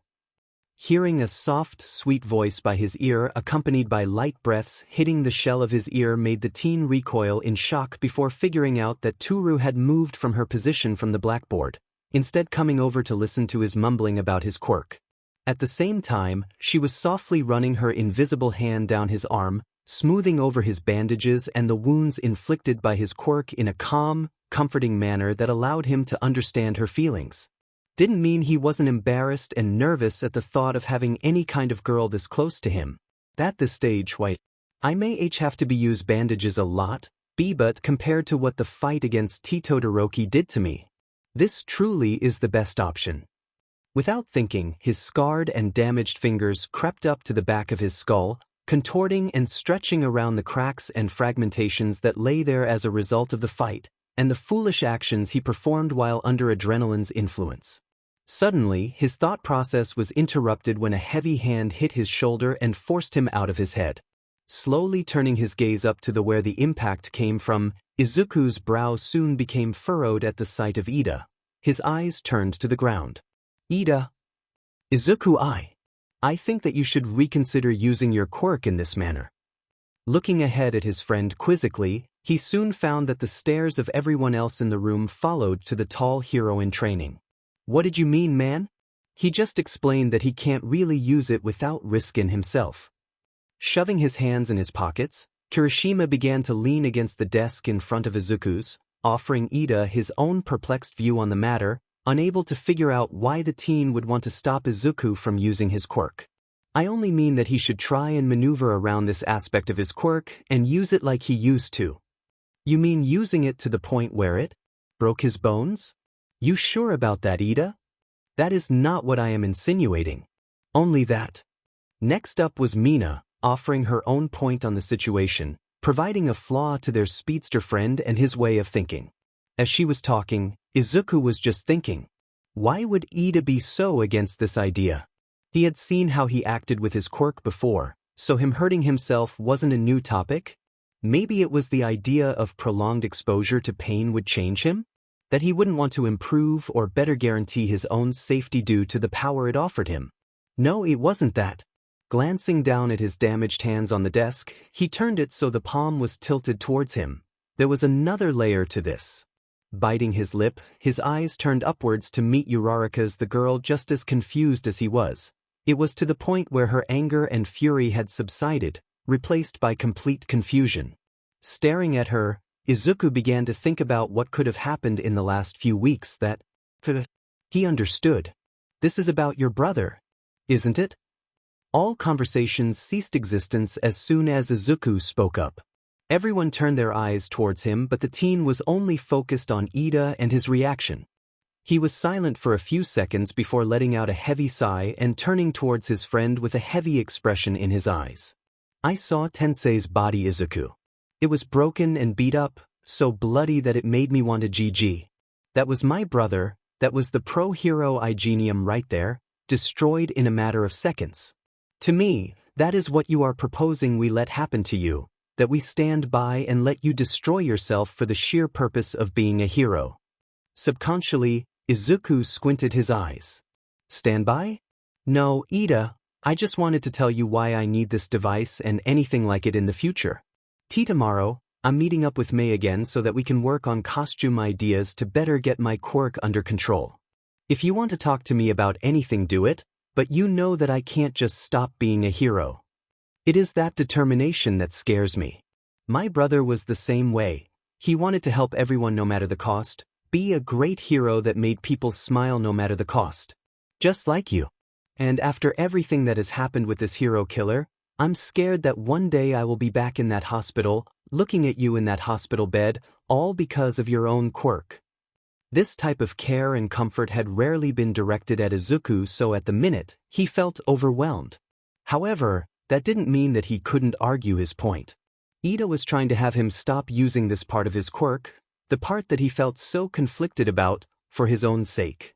Yes, it was so that he and others wouldn't see Izuku beaten and battered, but that was their job as heroes, to take the damage that others couldn't. In an act of selfishness, the quirk inheritor shot back at Ida. Ida, thank you so much for your concern, but you have to understand that this is all I've ever wanted. As heroes, we have to be ready to put our lives on the line for other people, and even if I have to put myself at risk to even use my quirk, that is worth it if I'm able to save one person. My quirk, while not invincible, can help me bounce back from any damage I receive. I understand not to overuse it and rely too much on it, but it will help me. I'm not trying to be insensitive here, Ida. I really am, and it's out of respect for you and your brother, but I am not Igenium. The room seemed to freeze over slightly as Izuku spoke those last three words. It may have sounded harsh, especially coming out of someone like Izuku, but it was something that needed to be said. Locking eyes for a few seconds, Ida's soon dropped. Then, he slung his bag around his shoulder and began to make his way to the door, but before he did, he managed to say one thing. Neither am I, Izuku. Neither am I. Watching him about to leave, the teen tried to stand up, to get Ida back here to talk instead of just letting him leave and wallow. He was stopped by an invisible force, however, as Toru pulled him back in the same soft, calm manner that she had spoken to him with earlier. It was quite a departure from her bubbly, over-the-top self, but something told Izuku that this was more real than that was. Despite not being able to see her, the boy turned around to where his face would be and looked there with peril and regret in his eye. Let him go for now, Aizu, he just needs this time to think. He'll be fine soon, but for now, just let him be. Too engrossed in worry for his friend to notice the new nickname applied to him, Izuku just nodded and returned to his seat, head turned towards the wooden surface. Silence crept around the room for a few minutes before the loud beeping of a phone went off, alerting everyone to its presence. Kirishima was the source. Pulling out his phone, he looked through it quickly before sking on his teeth. DMN. Listen, I've gotta bolt it, but thanks for telling me, Izuku, it helped me understand a little bit more. I'll be ready the next time we fight, got it? Smirking slightly at the challenge, the teen nodded at his red-haired friend, earning a dice smile in return. Picking up his bag, Kirishima was about to leave but took one look at the group of 4 one last time before dashing out and jogging down the hallway to leave. Now that he thought about it, Izuku realized that they had been here for some time, with pretty much everyone else in the building having already left. He was distracted for some time before being coaxed back in by a cough right in front of him. So then, Izuku. Looking up, the green-haired boy could audibly hear himself gulp at the glare he received in return, the intensity of which seemed to set the very room on fire. Uraraka was standing there, cross-armed and a pout adorning her face as she stared him down. She may have been trying to be more aggressive, seem angry and annoyed at what he just said, but instead he could just focus in on how her brow twitched alongside her mouth as she tried to remain stoic. To be honest, Izuku found it quite cute. Uraraka? I can't just give up because of what my quirk is. Yes, it is dangerous, and yes, I understand the risks that it entails, but I want to be a hero and now I can be. I told you I was a late bloomer, so I haven't had the 10+ years all of you have had to train and get accustomed to it. I have to work harder to make sure that I don't lose control and end up hurting someone else with it, to make sure that whoever I save can be comfortable if I come to help them. Work harder to make everyone proud. Gazing back down towards his desk, Izuku could hear the sigh that emanated from Uraraka's mouth. Too scared of the reality of the situation, of having his dream rejected again like it had been so many times before, he didn't even look up from his desk, the desk which housed his beaten, bloody hands. They sat comfortably under bandages and curls of linen, hiding them away from the rest of the world, and even though he was unsure of his purpose, unsure of whether he could become the symbol of peace in this state, he was sure that he would try his near hardest to make that dream possible, and no longer have it squandered and shot down by those around him. Now, he would live for his own dream. Quietly, he heard the faint tapping of shoes across the wooden classroom floor until they stopped in front of his desk, and he watched in content and confused silence as the table bent slightly under the unexpected weight of another person, of Uraraka.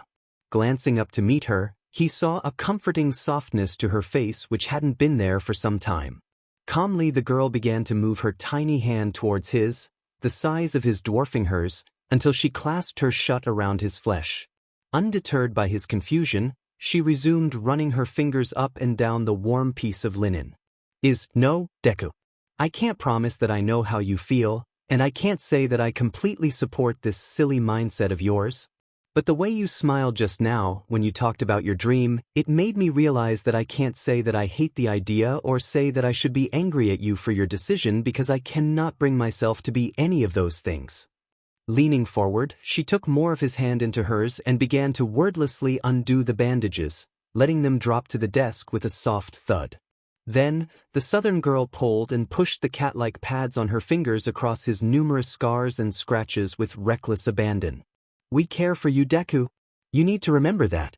We care for you so much that when we saw you jump into action today, when we heard you scream and shout, our hearts began to beat like crazy, and we didn't know if you were really all right or not. I was so scared for you. Pulling herself closer, she enveloped Izuku's top half in a tight hug, holding him closer to her chest while he froze, scarlet coating his entire form. Please just be careful, okay? Why, sure. In the few seconds that she was holding him, Izuku could feel all the care and warmth that Uraraka felt towards him. It was like nothing else he had ever felt. He had never truly felt that much attention and worry for him from someone that wasn't his mother, and that in itself was enough to make him emotional.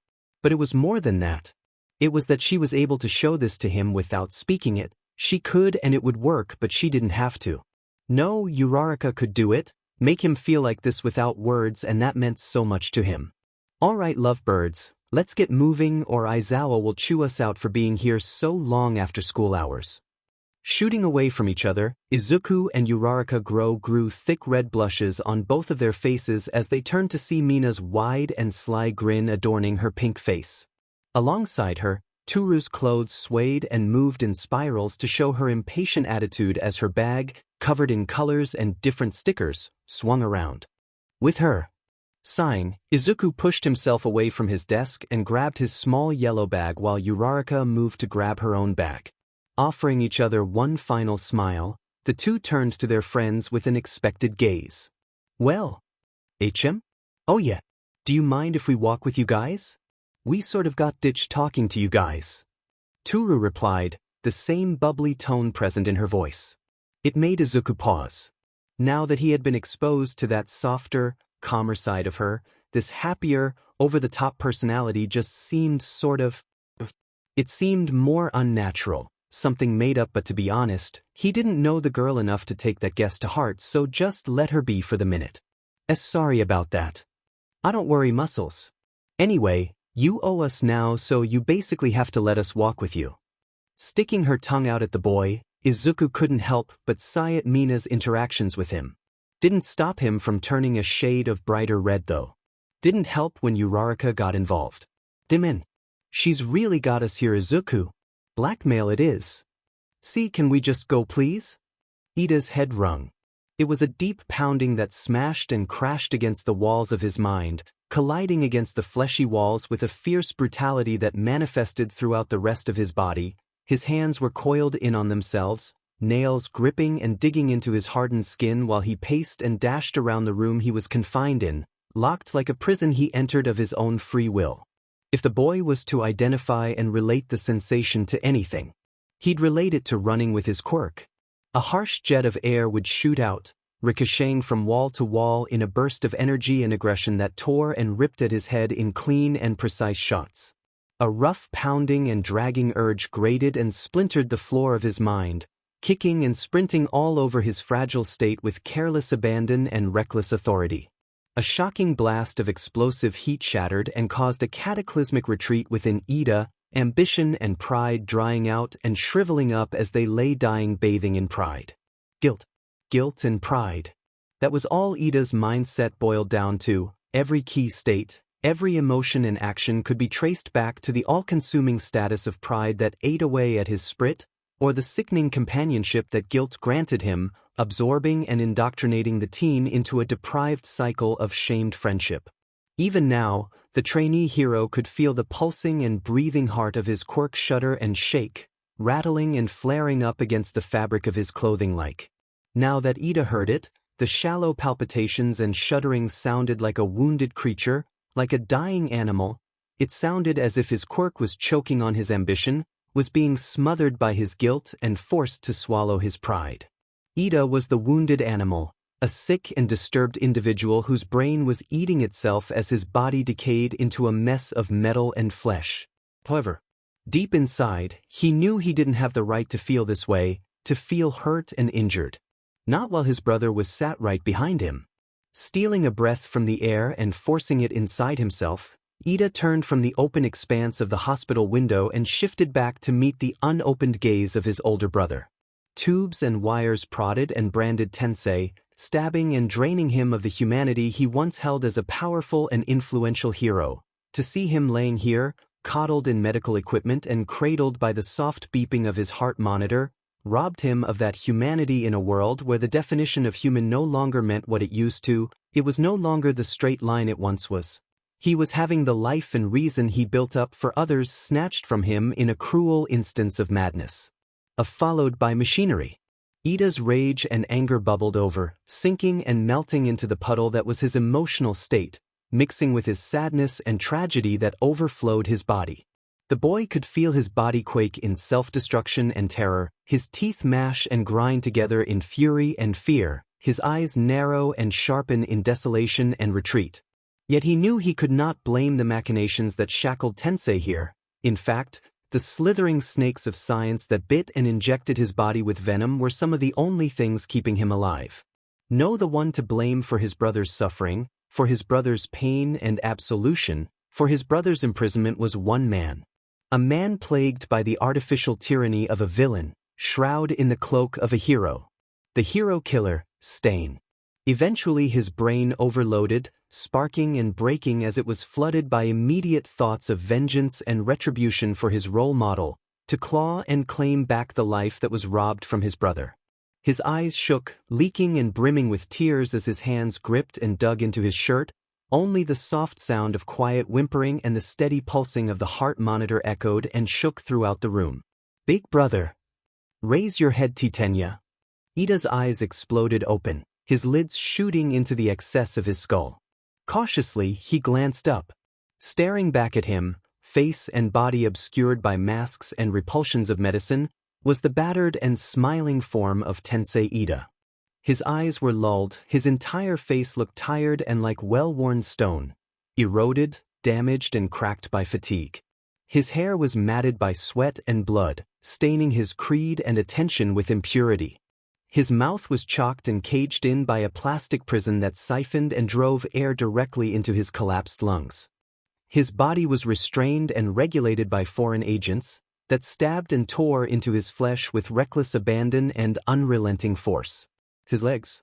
Ida did not dare look down at his legs, for it might entirely crush his spirit and damn his soul into subjugation if he even dwelled on the grievous wounds that fostered during Tensei's apocalyptic encounter.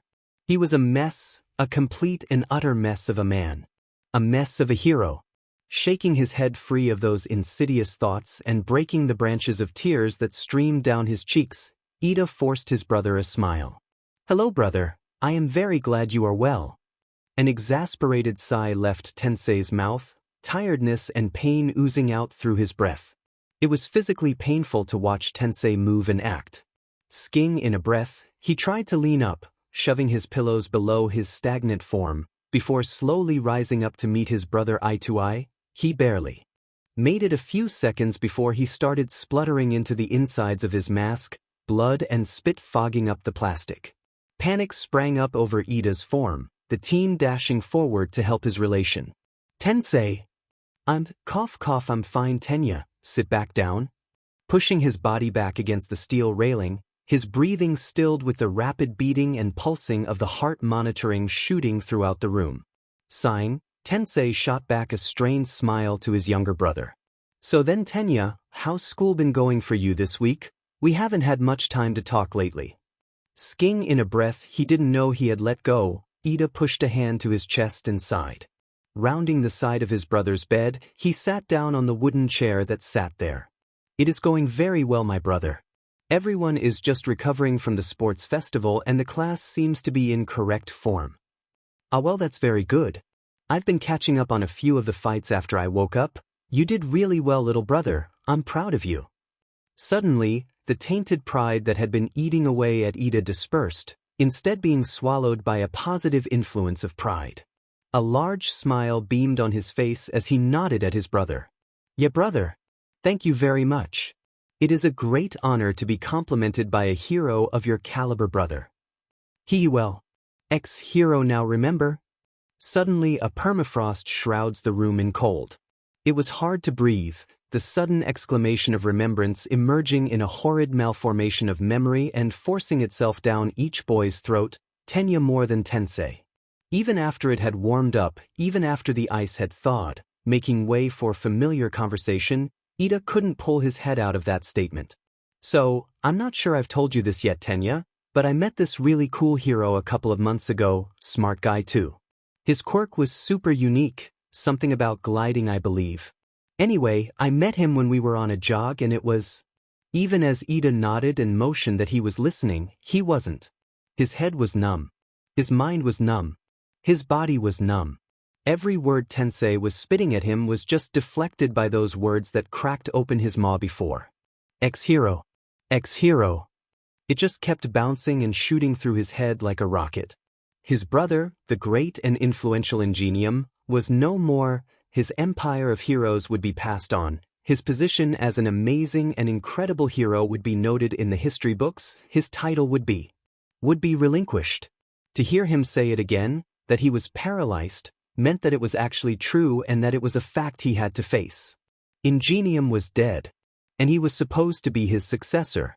That very fact shook Ida so much that he almost felt like cracking, scattering his shattered shards all over his brother's feet, a testament to the complete and utter failure he would be as the next Ingenium. It shook and disturbed him, the amount of longing and trust that was being imbued into his legacy. Why was he being chosen to succeed? Compared to so many others, people like Izuku and Uraraka and Bakugo and Todoroki, his achievements were minimal and his judgment poor. He may act brash and brazen, authoritarian and smart, but in reality he was merely the shell of his brother and everything he had come to be. It was so maddening and so insane of an idea that Ida just couldn't comprehend it. And the entire reason all of this pressure, all of this judgment, all of this pain and suffering was being placed upon his family was all due to one sick and deranged man. Gritting his teeth and clenching his fist around his leg, Ida's mind ignored all outward though and reason, all calling. Ida. He sacrificed his focus and logic of the current moment to dictate his reasoning and his attention on the hero killer completely. A mad psychopath that placed his brother in hospital and him doubting his place in society as a hero. A psychotic murder that trampled around Japan wreaking havoc on the innocent and the worthy, an absolute crazed maniac who feels as though his ideology and reasoning will triumph above those of the heroes. Ida's entire head swarmed and swam in the bloodlust of the hero killer, rivers and rivers of blood pouring and dashing throughout his skull just to cement the abominable and horrific acts of a man whose loyalties lay in the tactics of war and death. Stain reaps and commands death where he wishes and when he wishes, punishing those who would stand up to defend this country for what? Their bravery? Why did the actions of heroes not matter to Stain? Why did his brother's actions to Stain? Why will his actions not matter to Stay? Ida. A cool, calming force struck down on Ida's coiled fingers, the warm and comforting presence of family leaking deep into his bones. Releasing himself from his rage, Ida slowly turned his face towards his brothers, panic and shame shining deep within his eyes as he gazed towards Tensei. In response, his brother just gave a calm and collected smile. You haven't taken up the name, yet have you? Ida sighed. Tensei always had a trick to figure out what he was thinking. No, not yet, brother. Any particular reason why? He was poising a question, but from the tone of his voice, the brief sprinkles and dips of serenity that littered his tongue, it was as if he could assume what Ida's answer was going to be, that his brother would not able to take on the mantle just yet. Hanging his head, Ida just sighed. I just do not know if I'm ready yet. I'm still in school and it's so soon after your attack that I just don't think it'd be appropriate at this time. And then there's also, midway through his rant, he heard another coarse sigh emerge out of Tensei. Then, in a swift movement, the same hand that had been used to calm and relax Ida's turbulent spirit, jolted up to meet his head in a soft pat. It's okay, little brother, you still have plenty of time to become Ingenium. Ruffling his hair, he offered his brother another kind and heartwarming smile, one which showcased the pure radiance and passion that Tensei housed for his brother and his future career as a hero. He understood the burden that heroic actions brought, the torturous acts and recluses that the mind would wander to in tomes of pain and times where they were supposed to be strong. Sometimes Tensei even thought that maybe people forgot that heroes weren't just idols or advertisement or figureheads, that maybe they forgot that heroes were people too and that people were allowed moments of weakness and strife as well as those they may protect. He knew that burden. And he understood that this is what awaited Tenya in the future. So, he needed to shelter his fall, even ever so slightly. Pulling his hand off of his brother's head, he continued speaking. Living up to the name of a pre-established hero can be tough, let me tell you. It's an uphill battle that throws rock after rock after rock at you, never ceasing not even when you reach the top. However, there is always an advantage to being a successor. You get the equipment and the tips and the tools from the predecessor to help you with the tough bits, yeah? So, in time, when you're ready, I will teach you how to climb and give you the tools needed to become Ingenium, Tenya. I promise. A moment of silence passed the two. Then, an emergent look of awe and joy overcame Ida's eyes, glazing over in the sheer relief and the sheer amount of pride that Tensei's words has imbued him with. The growth of corrupted pride that had earlier sat upon his heart had been cut away, its roots and branches torn from their sockets and left to burn. Now, he felt renewed, he felt empowered, and he felt enlightened by this new discovery, and the lights of his very soul were set ablaze. Shooting his hands up to his face, Ida began to gesture and command the air like a conductor. Yes, brother. Thank you for your kind words and guidance. I will surely grow and become a far greater hero with your words and wisdom. Tensei let out a hoarse laugh.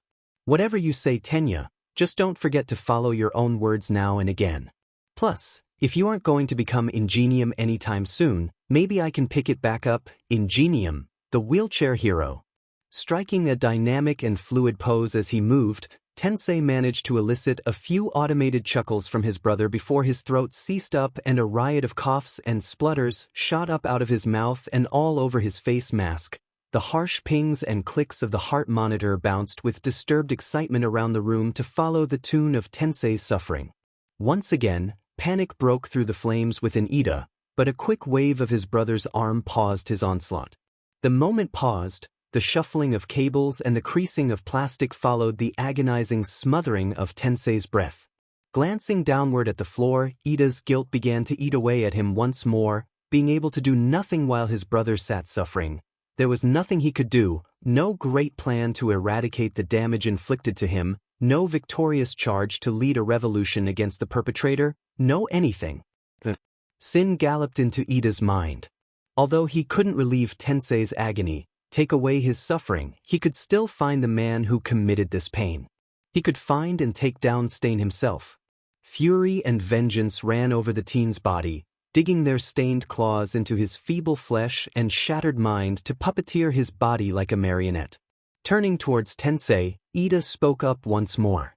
I have to go now, brother. I have school work I must complete for the due date.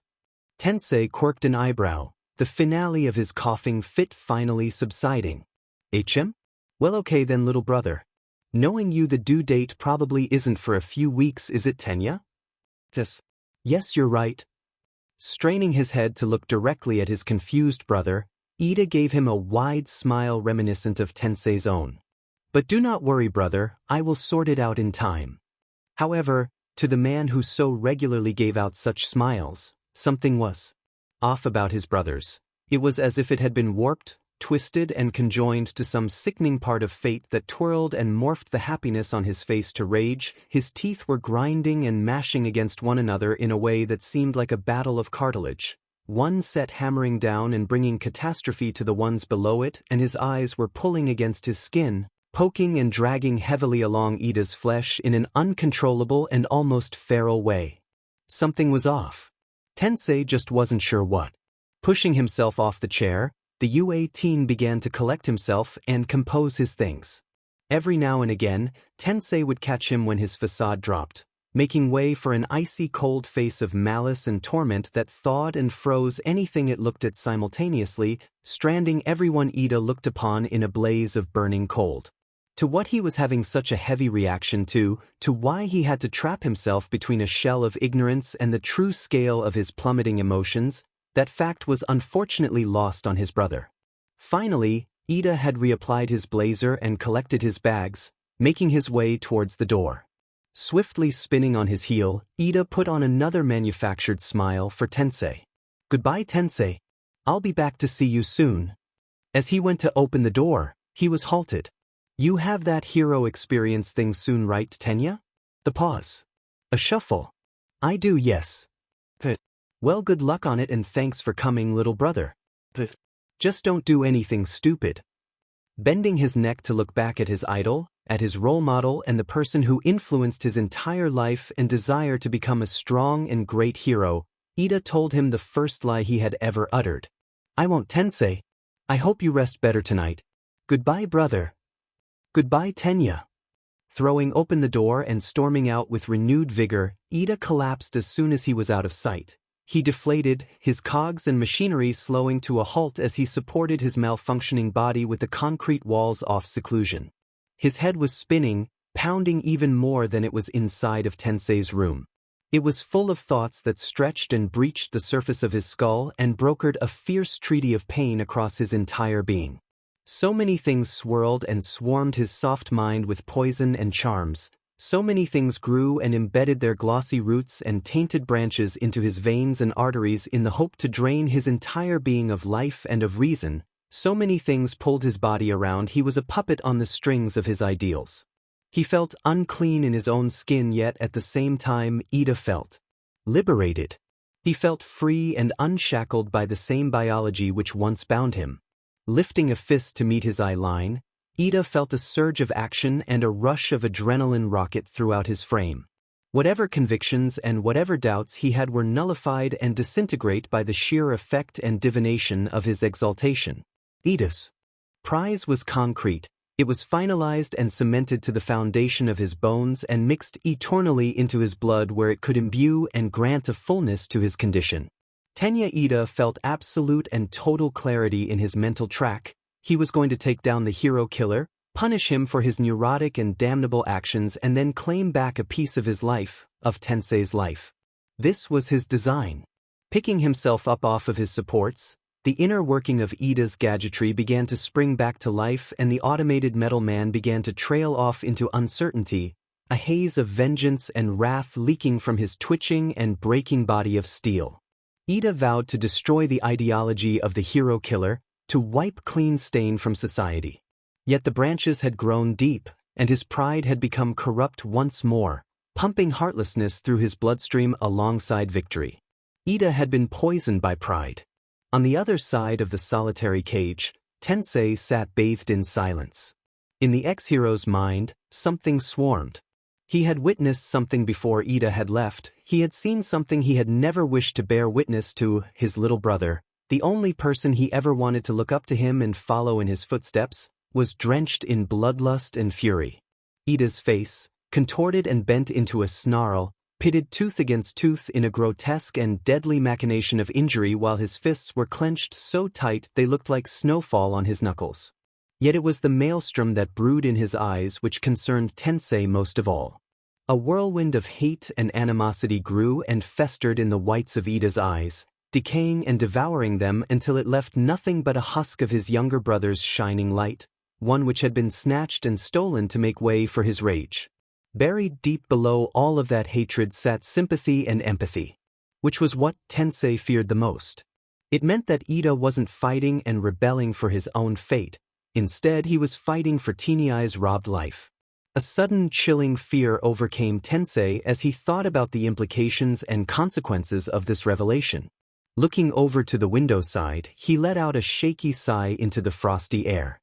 "Be safe, Ida. Please be safe." Izuku understood pain.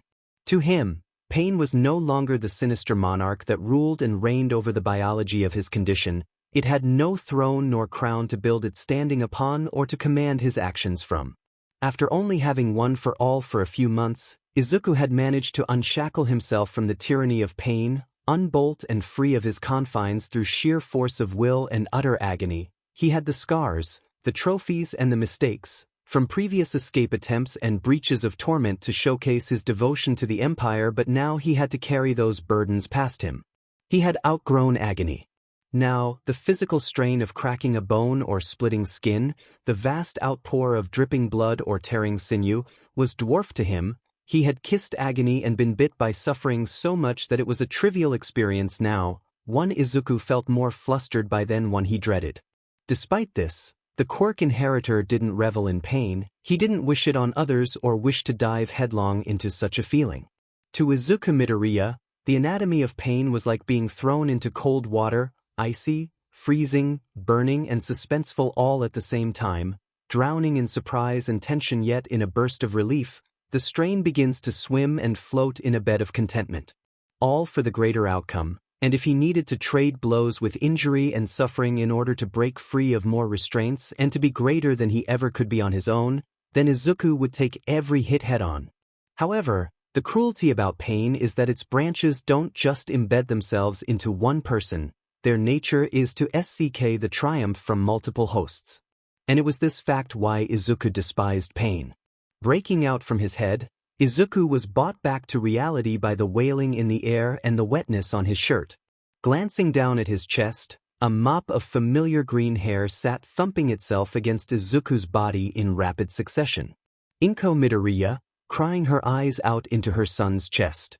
Izuku, I was just so worried. I thought why you might have died. Wah. It's okay mom, I'm fine see? Wah. My baby boy.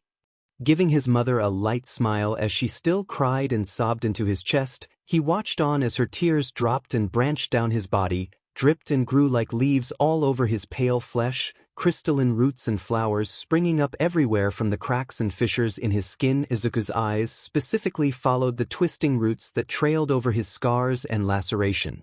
These were his rewarding for indulging in pain. The grooves and curves in his hands were an eternal reminder of his partaking in agony, the constant act reminding Izuku of all the damage he's caused himself. And the pain that was then inflicted onto other people because of him. More specifically, to people like the crying woman in this arm. Wrapping his arms around her, Izuku felt a few of his own tears pool at his eyes and drop onto Inko's head. Why did his pain have to screw with the lives of other people?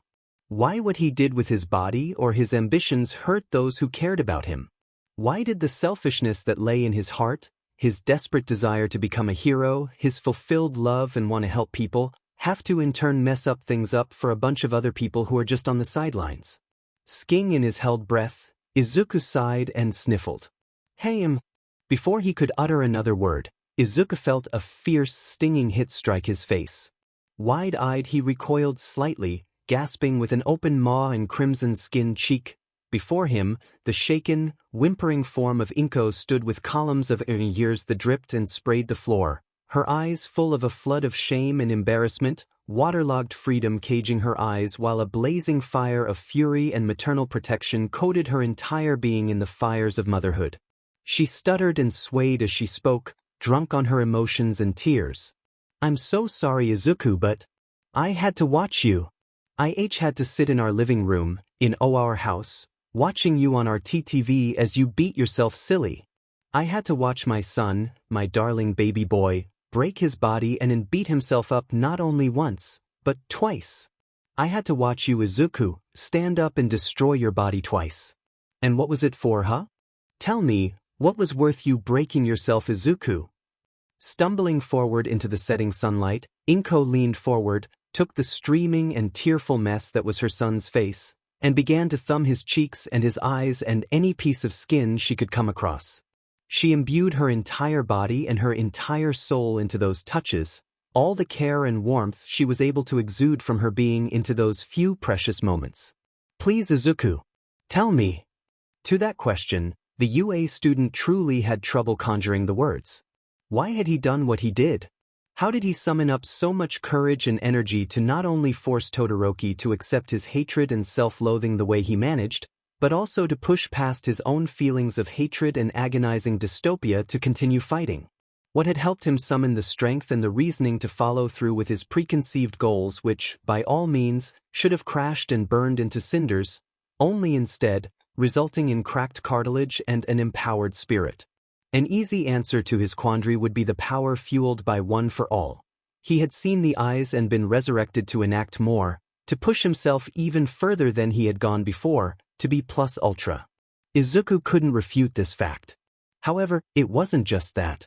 Perhaps it was some sort of lust for combat that drove him, an underlying euphoria which set off his senses and caused him to lose himself in his quirk and the powers vested in him by his predecessors. Perhaps it was an in-the-moment kind of experience where he felt ethereal for a few fleeting moments, where each shot of pain was like a bullet of enlightenment and understanding to his fragile soul. Perhaps there was an even simpler answer to his question. I think it may have just been pride, Mom. Glancing up through his bleeding eyes, Izuku peered at the shaken form of his mother, her head quirked, and her eyes squinted. Pride? But you've never been a prideful person? I know. It was just that in that moment, surrounded by the crowds and all the heroes and all my classmates, and after witnessing what Todoroki could actually do and how powerful he was, I guess I just needed to prove myself. He really is just so strong, and I knew how strong he would be if he used the full extent of his quirk. I suppose I just wasn't really prepared for how strong he could be. And if he was going to use the full power of his quirk, then I was going to use the full power of mine, even if that meant I have to hurt myself. Peering down even further, a drop of liquid drifted from his eyes and splattered against the uneven, fleshy pavement of his scared hands, once again reminding him of the pain and agony he put himself through and the outcome of it. I'm really sorry to make you or anyone else worry. I never ever want to do that. But if I'm going to be a great hero like All Might, then I need to always fight at full power and go above 100% effort no matter what. I need to learn how my quirk works and control it, and that is going to take time and effort and maybe even blood and sweat and tears, but Mom, I need to do this. I just need to. I've been given this power. It's a blessing I even got this power so late that now I have to catch up to everyone else. I am going to make you and everyone else proud. I'll do it. A moment of silence passed between the two. Then, the chubby hands of Inko shot up to wrap her son's head in her arms, shrinking to the floor with his head cradled in her arms. She began to slide his unruly curls, massaging and going over his scalp as tears dropped and wetted his hair. Oh Izuku, I'm already so proud of you. I just want you to be safe and happy, okay? I don't like seeing you get hurt, but I'll try and push through it. But I need you to promise me that you'll try your hardest to get stronger without resorting to hurting yourself all the time. A sniffle and a dry chuckle lit up the air. I promise, Mom. I promise I'll try my hardest. Squeezing her son into a tight body lock, the pair openly wept at each other. A certain aura washed over them as they conveyed their care and emotional ties to one another. The shackles and confines of pain and torment that had been crushing and carrying the pair over the last several ties were suddenly shattered into dust below the might of a mother's love. Although, Izuku understood why this happened. His pain. His suffering. That was the catalyst for this intervention, this cry for help and worry from the person he could consider himself closest to, for it was the scars that littered his body and the scars that littered his soul that forced Inko to go through this torment. This is what Izuku hated about pain. Pulling his face out of the crook of his mother's neck, Izuku spoke up. So, Inko pushed her watery face away from her son. What is it, Izuku? You know how I'm going on that hero experience course in a few weeks. Well, I need a new costume for it since I ruined my old one, so I thought that maybe you could help me design it. A light, airy laugh danced through the skies. Of course, Izuku. However, I don't know if you really need my advice anymore. Well, you did really well designing the last one. So I thought if we worked on it together, then maybe we could come to a middle ground, maybe. Yes, son. Now come inside before you catch cold. This was what Izuku hated about pain, and he was going to make sure he minimized the pain he dealt to others. One way or another.